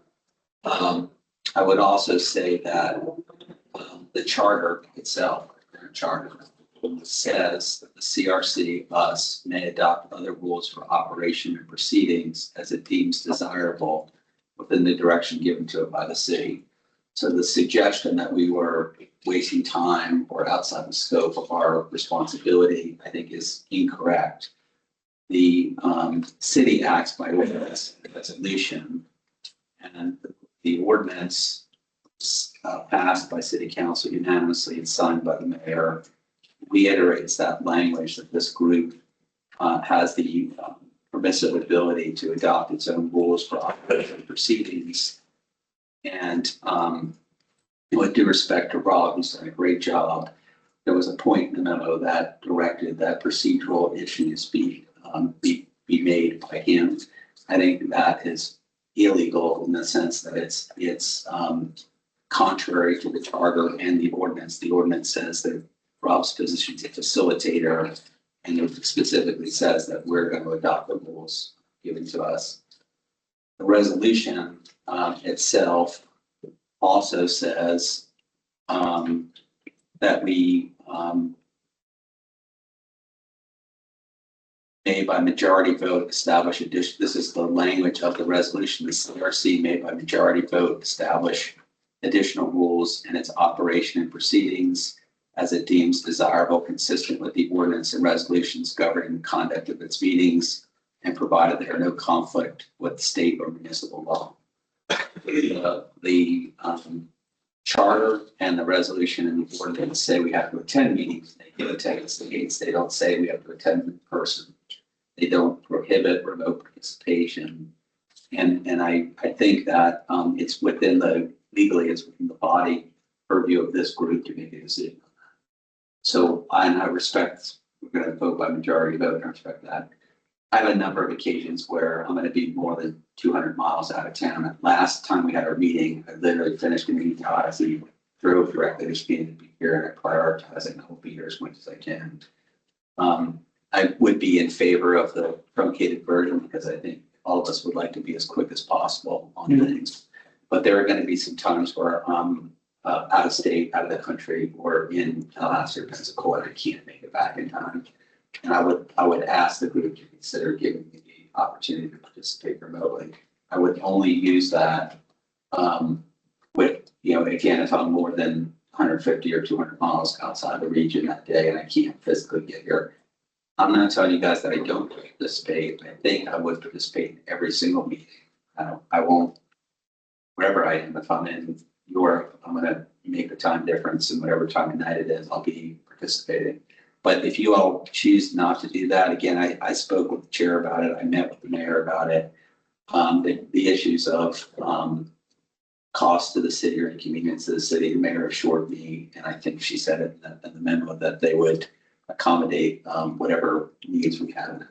So I don't want to be long-winded. That's my 2 cents on it. I think, I just, for the sake of transparency, you said there'd be 10 meetings that you would need to dial into, correct? I think it's 10. I'm in a book right now because I sent you an email. And again, I'm doing that because it's context behind how much to participate. And 10 is just, again, full transparency. 10 is a different notion than the way you frame your thoughts on that bill. Yeah, Ron and I didn't compare those. No, and that's the word. So I would try. So I Yes, it worked for right. So I'd like to hear from some others on the panel. Oh, I'm sorry. No, Stephen. Well, I guess I'm curious how many meetings are we trying to cancel? Like they're meeting on the website, so are the meetings that are listed on the website? We're not trying to, let me rephrase it. We're planning to meet every second and fourth Tuesday with the requirement that we finish our job before early September. The notion isn't to cancel any. The question is, what our tolerance is for a non-in-person approach, because it can work but we sacrifice something. We sacrifice productivity. It makes my job harder. I'm not saying it's impossible, and I agree with your concept that someone could get in a car, a fender bender. There are lots of things that become a reality there. But to do my job as well as I can, it's incumbent on me to tell you what I think. So there's about between 15 and 20 meetings that are posted on the website between now and September 8th. So 2 months, okay. But then the list that you showed was an abbreviated. So how many Oh. meetings is on the abbreviated? Oh, this is abbreviated based on assumptions about progress Yeah. and being in person. Sure. And I know this may be wrong. I guess what I'm trying to say is, can we cancel the meetings that Ron can't come to? I don't, say that again, cancel the meetings at what? If we know that somebody is unable to control the meetings on, that is posted on the website at a specific date and time, can we just decide how that meeting can go away? Since you've already given us an abbreviated schedule. And that's just what don't let it be. Well, keep in mind. If you're sick. Right, but I mean, I'm just saying. See, Right, so already- Right, so keep in mind that the assumptions behind this are us making a level of progress that might not come to pass. We may get locked into the executive role for 2.5 sessions. So this, all I wanted to convey to you is that my feeling coming in with a big caveat that I hadn't worked with you yet would be that we could end a couple months, few months early in an in-person setting, because I'm pretty sure I know what I can do. And I learned today a little bit more, so I might revise this. That's all I was conveying from that. To deal with the idea of absences, that worries me because it could become, you take some off the table and now there's another one in jeopardy because someone can't make it because of an expedient factor. So I would be hesitant to remove any meetings from the schedule. I really first want to just talk about the way in which we participate and what your thoughts are as a group. Because this is an important procedural matter. Again, it's not impossible. But it's, there's a difference between 1 or 2 because of things coming up and a larger number just because you have commitments out of the country or far away. So I want to hear from some others. What are our thoughts? Thank you, sorry. I need to pick something because I have. It's all good. So generally, I agree with Bill. I mean, if someone's sick, I think it's totally fine, or if they can't be here, it's 2026. We can attend on Zoom for a couple of times. I think that's fine. But really more importantly, it's my understanding we hashed this out at the first meeting. We did. And we sent this to council. Council mixed everything we sent and said, no, you don't create your own rules. Today, the mayor sent a memo, I assume we all got it, that says the mayor is in support of what our wishes were at the last meeting. So to our attorney, how do we proceed? I don't see the use in us putting on another procedure. And it's just gonna go to council and get denied again. Where you are is mom and dad are fighting at this point. So they did not resolve the issue today in their dueling memorandum. If this group wants to do something different than what's in the ordinance and resolution and the memo from council, you can vote to do that and have me go back to both mom and dad and outline this is what the CRC wants to do. Don't we have the authority to do that? Don't we have the authority to do that? The memo, the language from Alan's memo says, I didn't see that memo from Alan. half down to the second, it says, I sent it, but I'm not saying you necessarily saw it. I am of the So I strong, figured you said it. it says, I am of the strong opinion that full participation be encouraged and remote participation not be permitted moving forward. So I read that to suggest that that's his opinion on it. It didn't say you shall not. Okay. In this, I mean, that's the, Is that the memo the council adopted? I believe that's Yeah, the I way think we it's, sent it out. that was brought before the council and made, I believe, has to vote to accept the content. There's an additional. We have a, City attorney. and this will go back to your future discussion about separation of powers. We have this dispute. Right, You're asking the two sides. Well, that was not. The one thing that is clear is, and council invited this, if you have additional issues, you can go back through me as you did before to outline what you want. Clearly, at this point, you've got both branches disputing who's should be giving direction. Garrett, just to be clear, we didn't ask council last time. We talked about it. The memo, my impression is that it was mentioned to council, but we didn't ask for any change because I don't think we believe that any change needed to be made. We asked for a change on the supermajority vote, Because that would require a change in the resolution and the ordinance. The video was not addressed in the resolution. So that, we talked about under the auspices, there is a provision in the resolution that says we enact our own procedural rules. I read it, we had a kind of consensus discussion about it. Council expressed its opinion, we're in here as opinion on it, and the mayor expressed her opinion. But I still believe that, given the language in the charter, and the charter says it does say by the direction of the city, but council can advise us, but the city acts through resolution and ordinance, and the ordinance and the resolution doesn't say, they can pass one, council can go back and pass one, and certainly we would have to respect that. But the ordinance and the resolution doesn't mandate in-person participation, does not prohibit remote. So that leads me to conclude that it defaults to the rules of procedure that this group can adopt. And it's not our decision. Yeah, and that's why too, last time, I was trying to remind myself how to get to answers on things that I've now learned are complicated. And now I know a little bit more about it. But those two items, the remote and the concept of posting the videos on the website are not included and are, I guess, subject to this group with a 5-vote majority, bringing it back to voting that, to use your term. My questions are really around how this body sees itself being successful.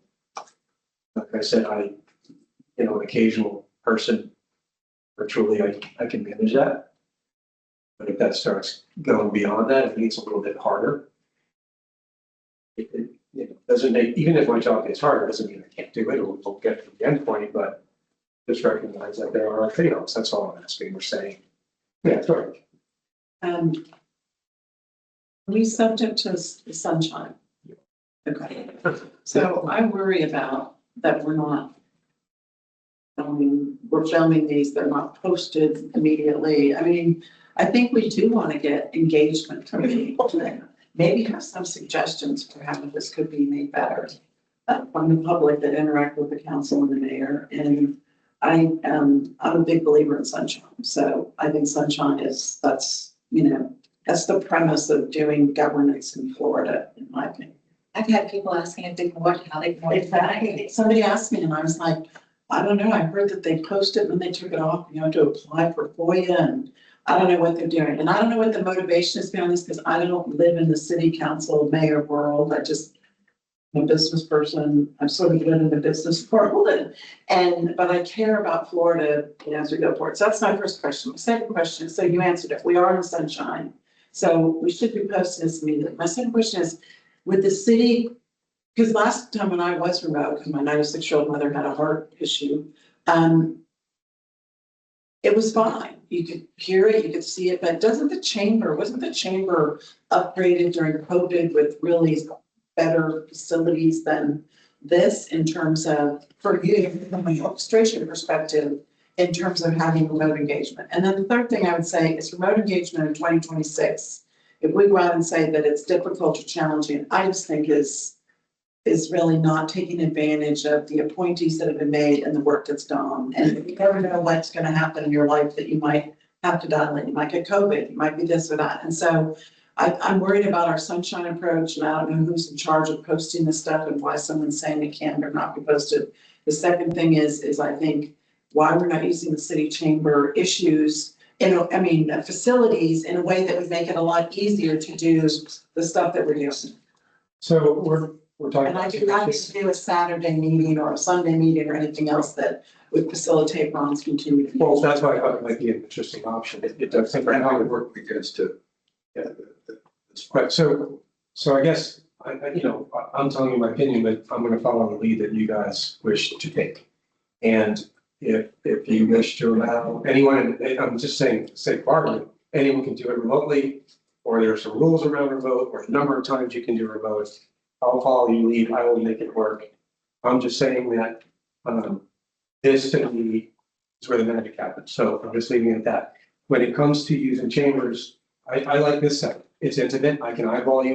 You're not far away from me. You're not isolated from each other. And there's something to be said for the dynamic that happens with a group that's located like you are today. We lose that in a big, more sterile setting. So, but a one or two person, last minute, I can't make it, sure. I would do whatever I needed to do to make that work. It just might be clunky at times. We could get through it. But I need all of you to call a lesser opinion about what you feel is appropriate and how much latitude you want to give to it. And then it can go back up through Kevin to the council and the mayor around that. I think there may be different opinions more so than getting stuff on the website. What happens if we make a vote, Ken takes it to council, and then we go in circles? I guess they have to go back to council. It does have to go back to council. Right, why can't we just do it? I mean, I don't know that answer. I can ask Ken that question. I'm learning this process too, guys. So, I mean, I understand from the tone of the meeting and the chair that he was very offended that we took any time to talk about our procedures whatsoever. That was my take from his tone. sorry. But it is within our purview, and I'm not sure why that was offensive. And I certainly don't want to offend city council, or the mayor. We are not a city council board or a mayor board. We are a city board. And we're all here for the good of the city and not to offend anyone. Don't want to offend anyone. But I also don't understand why we have to take back a rule to them. They're going to find out about it and they can overrule us anyway, maybe. I guess there's some discussion about that point as well. Who has the authority of being the city under the charter language, but that's not my fight or your fight.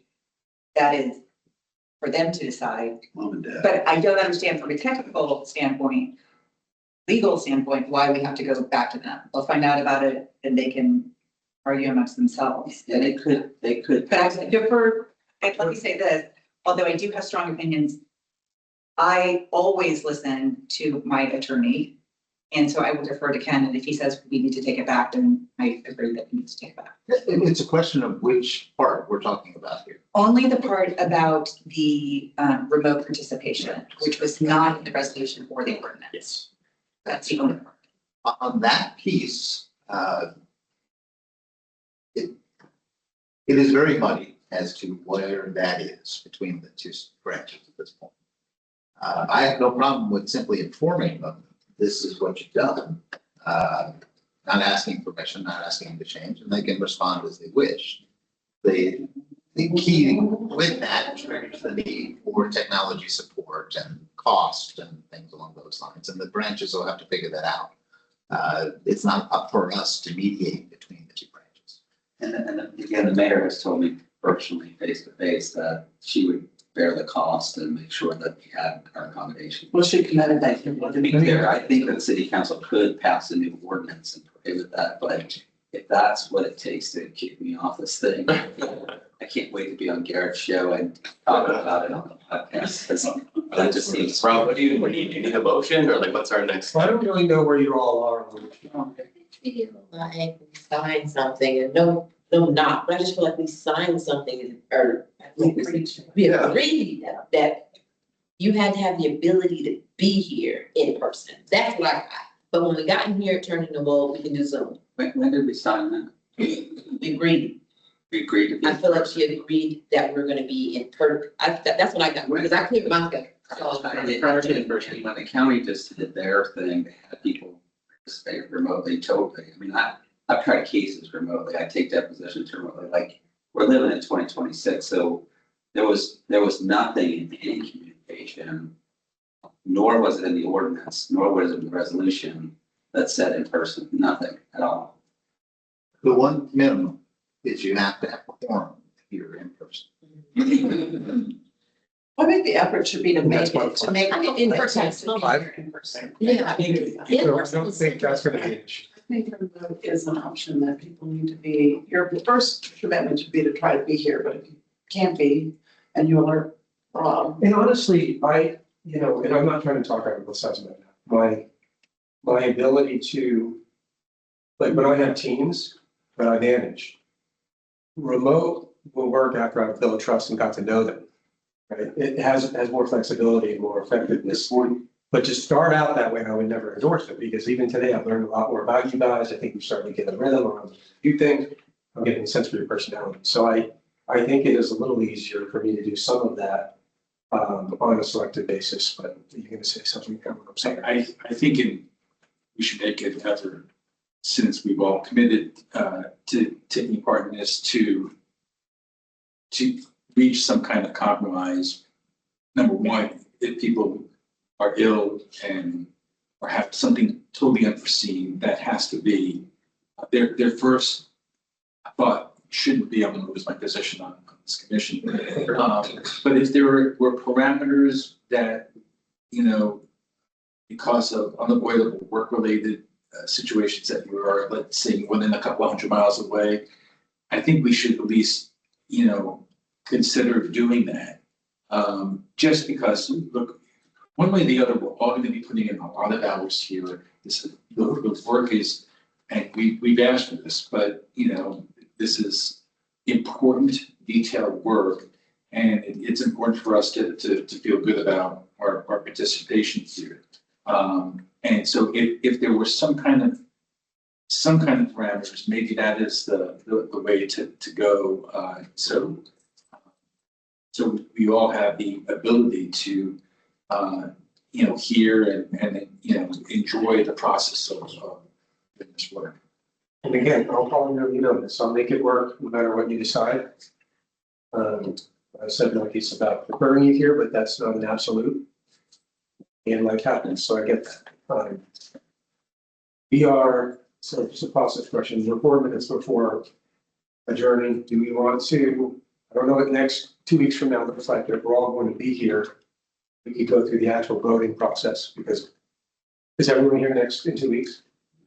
What's that day? It's the 24th.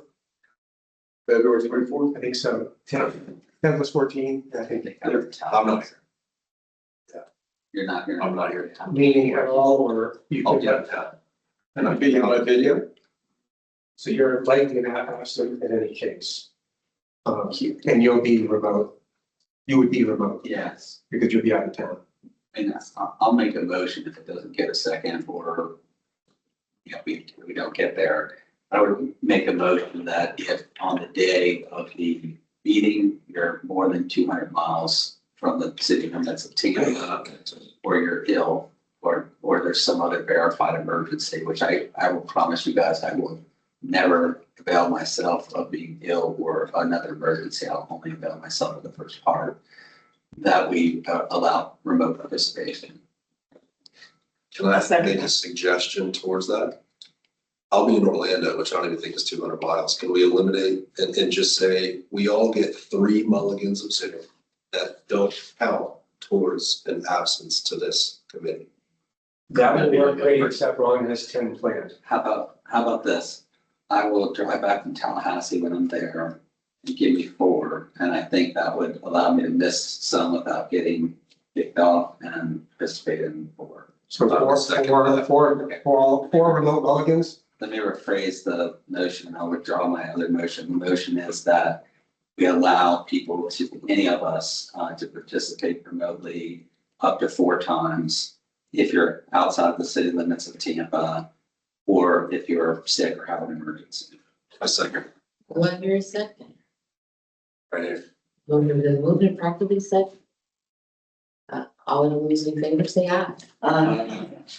All opposed, nay. Nay. So I think you. Forgive me, the clerk will need the names for all this, so we can just get the negatives. And the roll? Yeah, go roll. That easier for you? Say that again? Do you want them to do a roll with these votes? Yes.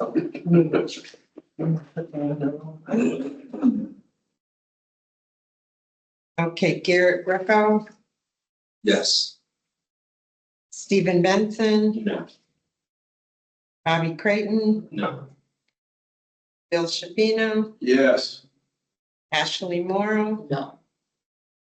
Rebecca Kurt, Yes. Alan Cohn, Yes. Kathleen Shanahan, Yes.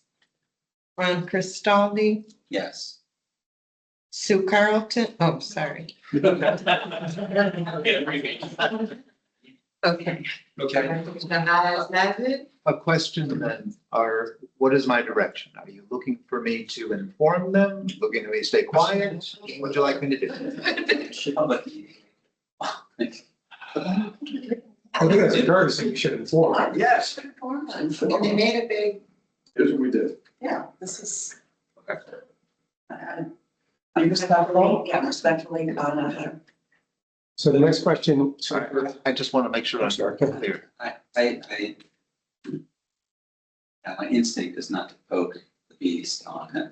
If they ask the question, You're gonna know. it's like, why inform them specifically of that as opposed to everything else? Well, it's gonna be in the minutes anyway, Yeah, that'll be I know. available. But if it. Well, you should also, the other issue is gonna be in the minutes, and I don't think there's much of a dispute on whether or not we should have this videoed and whatever people are talking about. That was the second thing, yeah. Yes, So to your point, did you get an answer? No, I don't have an answer, so. So my position on that, and I don't know what the answer is what is more respectful to them? Is it more respectful to say, hey, this is what we chose to do, or is that gonna be seen as a sign of disrespect because they gave us their opinion and we're ignoring it? I don't want it to be seen as disrespectful. It seems that it's within our purview, and that's why I voted for it. If I thought it wasn't, then I'm not at all trying to attack the city council. So whatever everyone feels is more respectful. I agree. Is the path that I want to take. I'm not trying to thumb my nose at them at all. Yep. I don't think any of us are. I have a different opinion. I think in light of the disagreement, I mean, we can't steal the cookies while mom and dad are fighting and then, off we go. Like there has to be, some sort of communication about our action, especially if there's a disagreement between the two powers that are suggesting that they control the process. I think Bob is right. I think the most respectful thing to do is to let them know. We're gonna pass it. The other one should pass in just a minute. Here's what we've done on these two issues. We believe by 6-3 vote that this was within, well, everyone may have thought it was in our purview. They just may not have agreed with, but we voted 6-3 and we've approved it. Here's what it is. I appreciate it. And thank you very much. So we're informing, sounds like. You're informing. I don't need to approve the minutes. and then- What's the other thing that we have to do? Okay, so I would think the answer is inform, not ask for permission. Correct? Okay. That answer. What I'm hearing is simply inform them of your decision. Yes. As far as adopting an individual rule. I did not say that, so I want the record to show that this did not come from the chair. I didn't open the floor for a motion for that, I didn't even open the floor, like, I didn't even. What would be very helpful to me is if there is a motion to do, tell me what to do. Motion to inform. That would make it a lot easier. Right, but I just want to say, Yeah, I never. I don't wanna offend motion for that. any of it here. I just want, Right. everybody saw that? Okay. We're asking for someone to volunteer being, raising a motion to do what we just said, so that's. I'd like to make a motion to. We just, sorry, just let me clear. Third point order. We I think my don't need, motion. we don't need the chair to call for a motion or something. It's on the agenda. It's with the proper purview of the discussion. And Robert's Rules of Order is any member of the group can make a motion. But at the time, I'm sorry about that. Thank you for the clarification. Yes, if the motion is. I motion that we inform both the, administration. It would be the mayor and the chair of the council. The mayor and the chair of the council of the body's decision tonight regarding in-person attendance. I'll second. Motion has been made and properly seconded. Okay, here. All those in favor say aye. Aye. All opposed, nay. One opposed? Oh, no, Was that unanimous? I have no name right now. No, you do, you have a vote. Nay. So one against and eight. Okay, so the second topic that was raised, and I know we're going a little over time, but I'm thinking you guys want to run this right. Yeah. The second issue was around whether or not we would be posting recordings of our sessions beyond the internal sheriff's website, which is just really for us, on the public city website. And the reasons for were raised around public engagement, transparency, et cetera. I suppose, I don't know that any of you raised any against that I can remember. We recorded, are we recording audio and video or just audio? Just audio. Just audio. for today's session. What are, I don't know if you want to jump to a motion. I don't know if people disagree or agree with the concept of putting it all on the website. So you can just jump to a motion and find out real quick if you want to. It's up to you guys. The only thing I would put on the website, on YouTube or like. I'm gonna say, yeah, public facing. So I guess the city has its own YouTube channel. Yes. So I think that would be the means, to be more specific. Probably have link off the website to YouTube. Probably the only thing I'm supportive of doing that. I talked to the chair myself this morning and he was, I don't want to speak for him, so everybody's welcome to talk with him.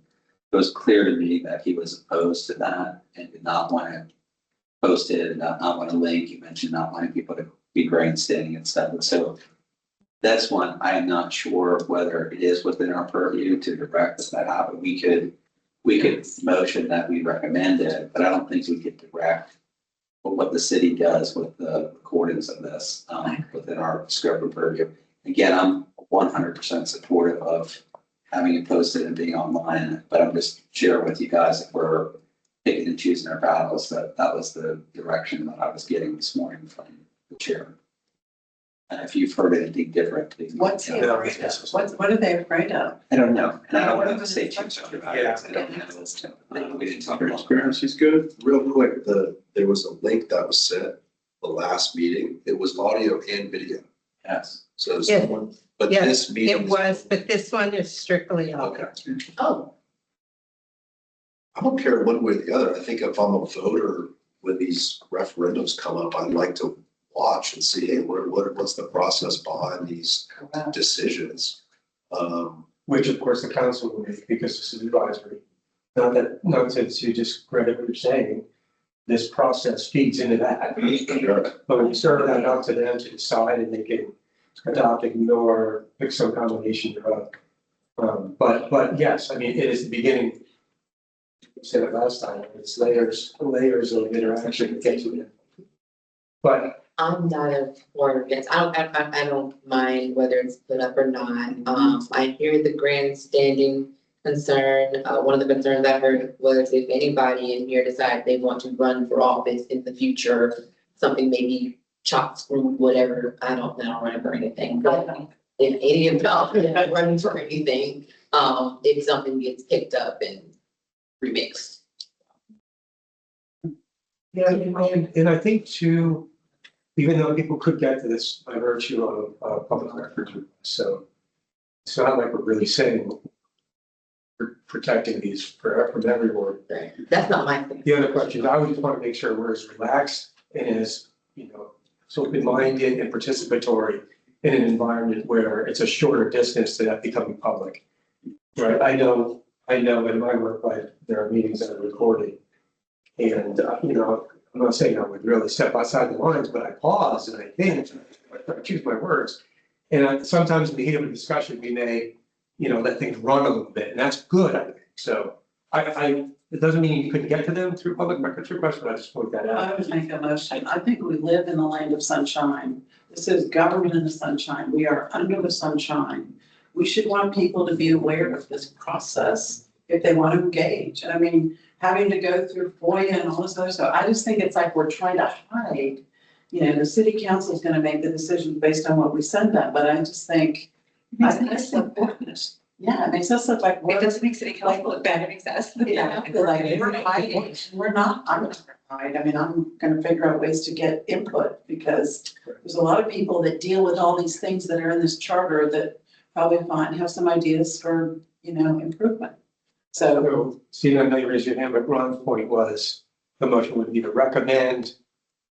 I think so. I don't know. Correct, you don't have a budget, so. To be honest, you can make requests. Mom and dad had to give us our. Right. We've got a grant request. I would say So you have people with budgetary authority to be able to fund that, because if you're going to use city resources, you need to get city resources. I would, I'm sorry. Steve. Point of clarification. So typically when meetings are posted on YouTube that are city meetings, they're also simultaneously live streamed and you can actually watch the meeting live.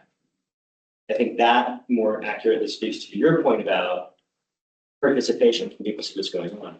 I'm sure some people are going back and watching videos, but I think if you see the meeting being advertised and there's a Zoom link, I don't have to go down there, I can watch it in person. Right. So I think that there's two things. One is like viewing the meeting in real life versus recording them and posting them online. Can I ask a question? Whatever's the easiest thing to do. I mean, a Zoom laid down live would not bother me either. I just think that we should have access, the public should have access. But if it's to going to be later, come here. we want the input, you know what I mean, like that. Within a couple of days, right? Like if it's. It's not as rich, it's not as, in terms of the involvement. There's a question for. Yeah, if the mayor decided to post this or any other meeting, does it need action by city council, or can she just post it as a function of the city? Like, do we need to go to council, or can we just ask the mayor, have staff do something? Well, that's what they're disputing among themselves at the moment. I think. On the video though, I'm just talking about. Let me finish. Yeah. What they're disputing who has authority here at the moment. If this group wants something, then I would suggest we simply say, we want this, and let the powers that be determine how they're gonna give it to us. So we already have an answer from the chair on that matter, right? He said, no, let's keep going, you know. Yeah, I think we have a passionate disagreement, but that's not for us to mediate. At the end of the day, you have to tell them what you want. We're And basically that's asking that. the mayor, can we live stream our videos? Well, the mayor controls the staff and would then have to be added to be able to do these things. So I ask a question to the group. Does anyone feel strongly that it should not be live and available for the public on YouTube or Zoom? I do not feel strong about it. I would support it being live unless. Me too. I mean, yeah, so. It's like. So the bigger question, sounds like it's gonna pass, so what do we do? Or people have the answer. Is it just, again, you just let them ask, that's what I decide. I think we're asking you. The answer is the budget issue. Yeah. I'm sure this one, This one's about money. Right, you're gonna need additional staff, you're gonna. Right. Well- Let me just make one point. The mayor's letter says our administration is going to run all resources necessary to support the CRC's work and to ensure its meetings are productive, efficient, and accessible. Sounds like we got the money. Well, one thing's the live stream, right? So it would have to consider, we have to consider augmenting our technology and our approach, right? So I'm writing things down. If that's a live stream, no one sees it. Like they see you talking about it, maybe that's fine, but they'll be that's a live stream, right? They're only gonna see a portion of it. Now, if you think about estimation, I would be talking and you might ask whatever, we could kind of get over that hurdle, but I think if you're really trying to get the full effect, full transparency, everything we're actually capturing, we would have to modify our approach a little bit.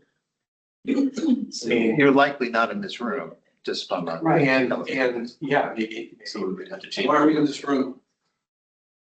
Simply from a tech, if you're trying to have multiple camera angles and all that, it's just not gonna fit in here. Just depending on Why would you need? how fancy it is. Because you have to put it together. To get the boards. You really need to get to it. Okay. Yeah, I mean, Just thought we'd have a video camera up there. I mean, what we would probably end up doing in our scenario is we'd have the camera back there, not here. It'd probably be a camera back there. If virtual participation's happening, that would be up here. Okay. I wouldn't even really, ideally, even the virtual folks, that one of the challenges you couldn't have seen, Kathleen, is like I was really moving your head around to try to show content. So there's a little challenge there. And then the camera in the back would capture this. So you would at least need a camera in the back. And then what we do here, we just have to. Again, I would say professional. I'll make a motion that we strongly request that the city, and we ask our council to communicate that to council and the mayor as appropriate, live stream and also have a link to this on the website. I'll second that. Yeah, about the motion and post the videos online, or is it just about live stream? No, and If you, I was thinking post them online too. So both are part of the motion. Yes, the link and the live stream. I would just ask that we include in the relaying to the mayor and or city council that request is based upon our feel for the need for transparency and public access and not we can leave out the not grandstanding. I- But it's- that- You don't have to include grandstanding, yes. That's a friendly amendment to my motion, that it be, It's couched for purposes of transparency. Okay, can you make you got that? Can you restate it, please? Yes, so my motion is that we strongly recommend to the city that it both live stream and make accessible for the purposes of transparency and accessibility, our meetings. Do you hear a second? Yes, second. The motion has been moved and properly seconded. All those in favor say aye. Aye. All opposed? Aye. Opposed? Speaking of which, just out of curiosity, because maybe I didn't capture something. Just refer to the bidding. Oh, you just don't, okay, I just didn't know if I missed something. I said, okay. I know, Making sure I understand the motion. I finally respect your opinion, so take quote, but can't talk offline. I know we're running, just out of curiosity, what is your thought? Because I respect your opinion, and I can't ask you about the meeting. I just agree with you. Yeah, I understand. Thank you. I believe the schedules for adjournments. If there's no further business, may I have a motion to adjourn? It's been moved, do I have a second? It has been moved and properly seconded to adjourn the meeting. All those in favor say aye. Any opposed? The meeting is adjourned at 9:16. Great job.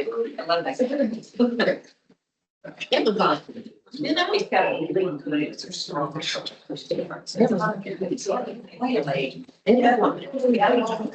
Find out. Like, yeah.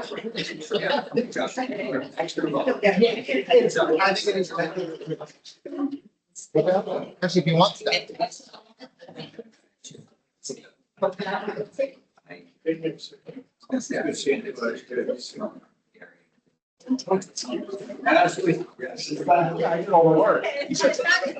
Thank you, though. So, yeah.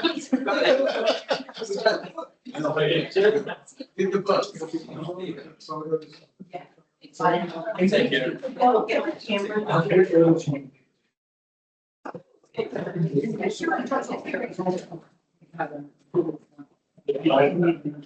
I got to figure out a way Bobby to eat dinner before I come. I ate in the car on the way.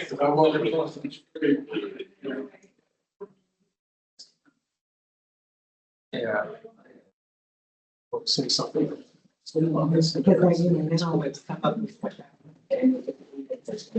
Hey, Bob. Thank you. My hands are cold. And we can't talk about that. Yeah, my- What? It was, moved by special act of legislatures. I don't know if that act was to change the charter or outside, what they It want. used to be that the only way you could change the charter was by plan, but, so the further back you go, you start seeing special act. There still are special acts that Clearwater has a whole bunch of special acts that don't make charter. The legislature still. Still looking into the point whether or not. So regional utilities, legislature. They're. Do you know what year we got our first? 1975. The city attorney, the city council attorney. That I'm gonna reach out. Nobody believes me. But it was in the 75 charter. It was 1975 special act of legislation by a guy who used to speak Ola. I think Jim took how much. And it created a separate. That's what I need to mention. I don't know if it was just that they allowed that position to exist under right, or staff. I think it was specifically staff, but that's. I'll call Jim Fletcher's advice. He was the city attorney, I think, at that time, in the early 2000s, but it was becoming its modern formation, and he made the history, so I'll ask him. Car was under investigation. Yeah. Drivers. All kinds of things. He got off on that. Good days. Yeah. They define property. Thank you, guys. Katrina, thank you. So, Yeah, thank you. Thank you. welcome, Ryan. We don't mind. Take a little bit down, breaking it out with you.